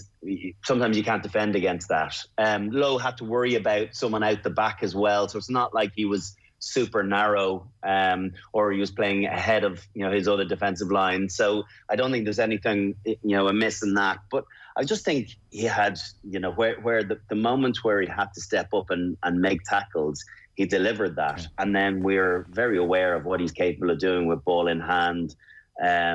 He brings a beautiful dimension to that back row, because Keenan and Conway, even though they pack bigger punches than their size, they're not big guys per se. He does bring that slightly different, unique aspect to their play, which makes, if you were looking at a Keith Earls in there or a Dave Carney or someone smaller in there, there's a fragility from an aesthetic point of view, maybe, that you might go after there. Whereas that size aspect, that brute force, that ball carrying ability akin to any forward, is a real plus for him. It's just now that he's got the defensive side fixed, or certainly in the last couple of games, that he understands what he's at. There's a huge comfort that comes with that as well, that you're not carrying someone on one side of the ball, but yet he's brilliant on the other side. You're right about the interviews as well post-match. So on the type of rugby Ireland played, we're playing the way rugby should be played. Tight shapes, connections out the back, boys wanting to be on the front foot, boys wanting to catch the ball on the line, little bit of footwork, get the hands free. We don't play negative footy like the stereotype South Africa. They're not playing the game the way it should be played when they win. We've got our own identity and it's great. You can just feel Andy Farrell with his head in his hands. By the way, FYI, we have them in our group in the World Cup. I was like, what are you doing? Shush, shush. James, no! James, don't! No! Someone jump on him. Yeah, I know. But you got to love that rawness. He's so enthusiastic, and obviously it really hurt him, during, the criticism's always going to hurt everybody, but it hurt him, the question marks around his defence. So to have gone away and worked at it like you said he did, and I won't quote exactly what he said about the media in general. Oh, no, I'm going there. Mate, that tackle. Oh, you are going to? Well, absolutely. This guy's amazing. Up you go. So well, on the I didn't know if I was allowed to use that word. On the tackle, well, who knows? He uses it in at least 3 times in interviews, so we can use it once. He said, mate, it was huge of the tackle. Then he's talking here about the media. What you bollockses always want to get onto me about, I've been working on for the last 6 months. Hopefully you can abuse me for something else. I mean, I don't think the media at large have ever been called bollockses and felt so good about it. There's just something damn charming about him. There really is. He'll totally get away with it, because I didn't actually see. I only saw the interview in print, but I'm sure he was having a smile about it while he's at it, as only he can. So I think everyone was thrilled for him. The kind of the retribution, being able to bounce back and answer critics is a nice thing to do. And I think that's the world over, irrespective of who you are, that there'll always be doubts, cast around your name. And it's when you come back and shine brighter than you did previously, there's a huge thrill that comes with that. Yeah.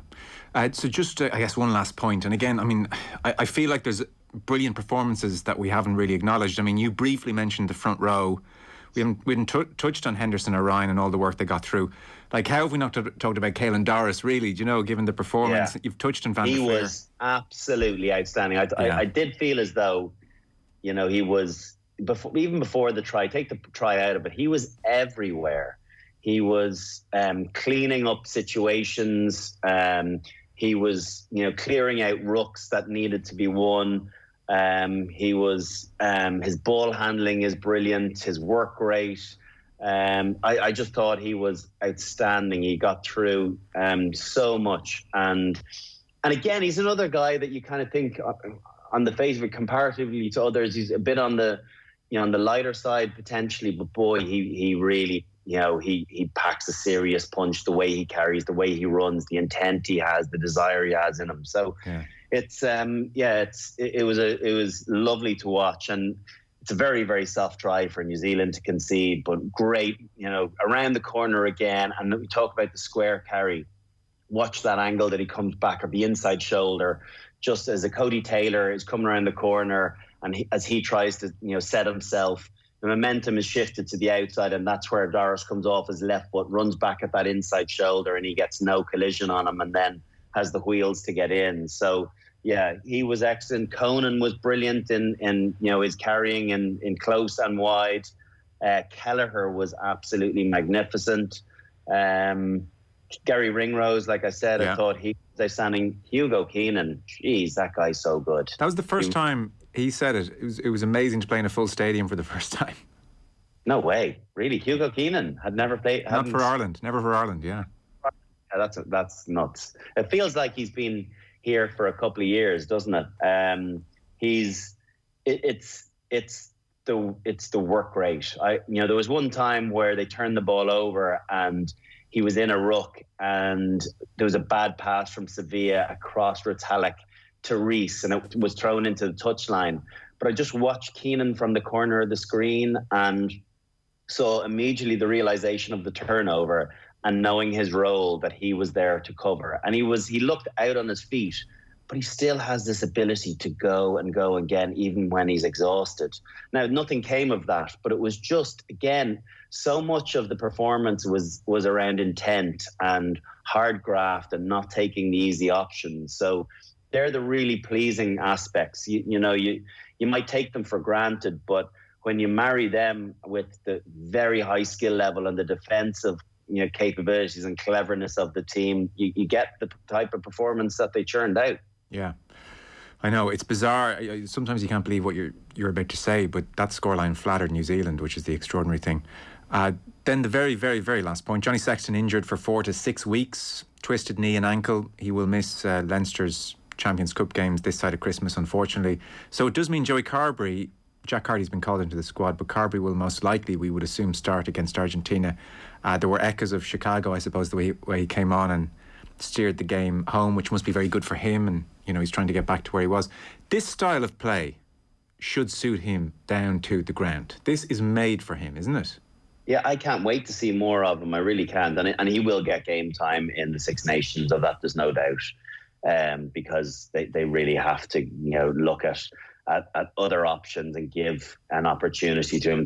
It would be unfair on Joey Carbery to throw him in a big World Cup game with only another couple of internationals, 2 or 3 internationals from now till then, because he has to be allowed get comfortable with that type of setup, but not just in a controlled manner at training. He wants to be able to get it at full bore. So I'd anticipate, particularly with the pressure come off the victory against New Zealand, he'll obviously start this weekend, but I was delighted for him because there's big question marks around him as well, around whether he's going to return from the pre-injury Joey style and potential that he showed. But to come on and we're not talking about his general game plan, but his goal kicking, to come on and kick that one from 50, even his first kick coming on. I don't care if it's in front, if you're a seasoned goal kicker, to come in off the bench and have to knock one over from right in front of the post, where the expectation is that there's some butterflies in you, there's a bit of tremble going on, and it was fluid and it was seamless. And then the final one, the nail in the coffin, again, just took it for granted that it was going over. Yeah, they're ones that they knock over in their sleep. But I was really pleased for him because it's been all Johnny Sexton and he's so far ahead of everybody else. But there will be life after Johnny Sexton, and a big part of it is probably going to be in Joey Carbery. And I would anticipate that he'll get lots of opportunities, or quite a few opportunities, from now to France 2023. Yes. Listen, nice to have a wholly positive conversation about the Irish rugby team. It's been a couple of years. Brilliant analysis. Thanks so much. Thanks, Joe. It was fun. Cheers. Cheers. OTB AM. With Gillette, proud supporters of Movember.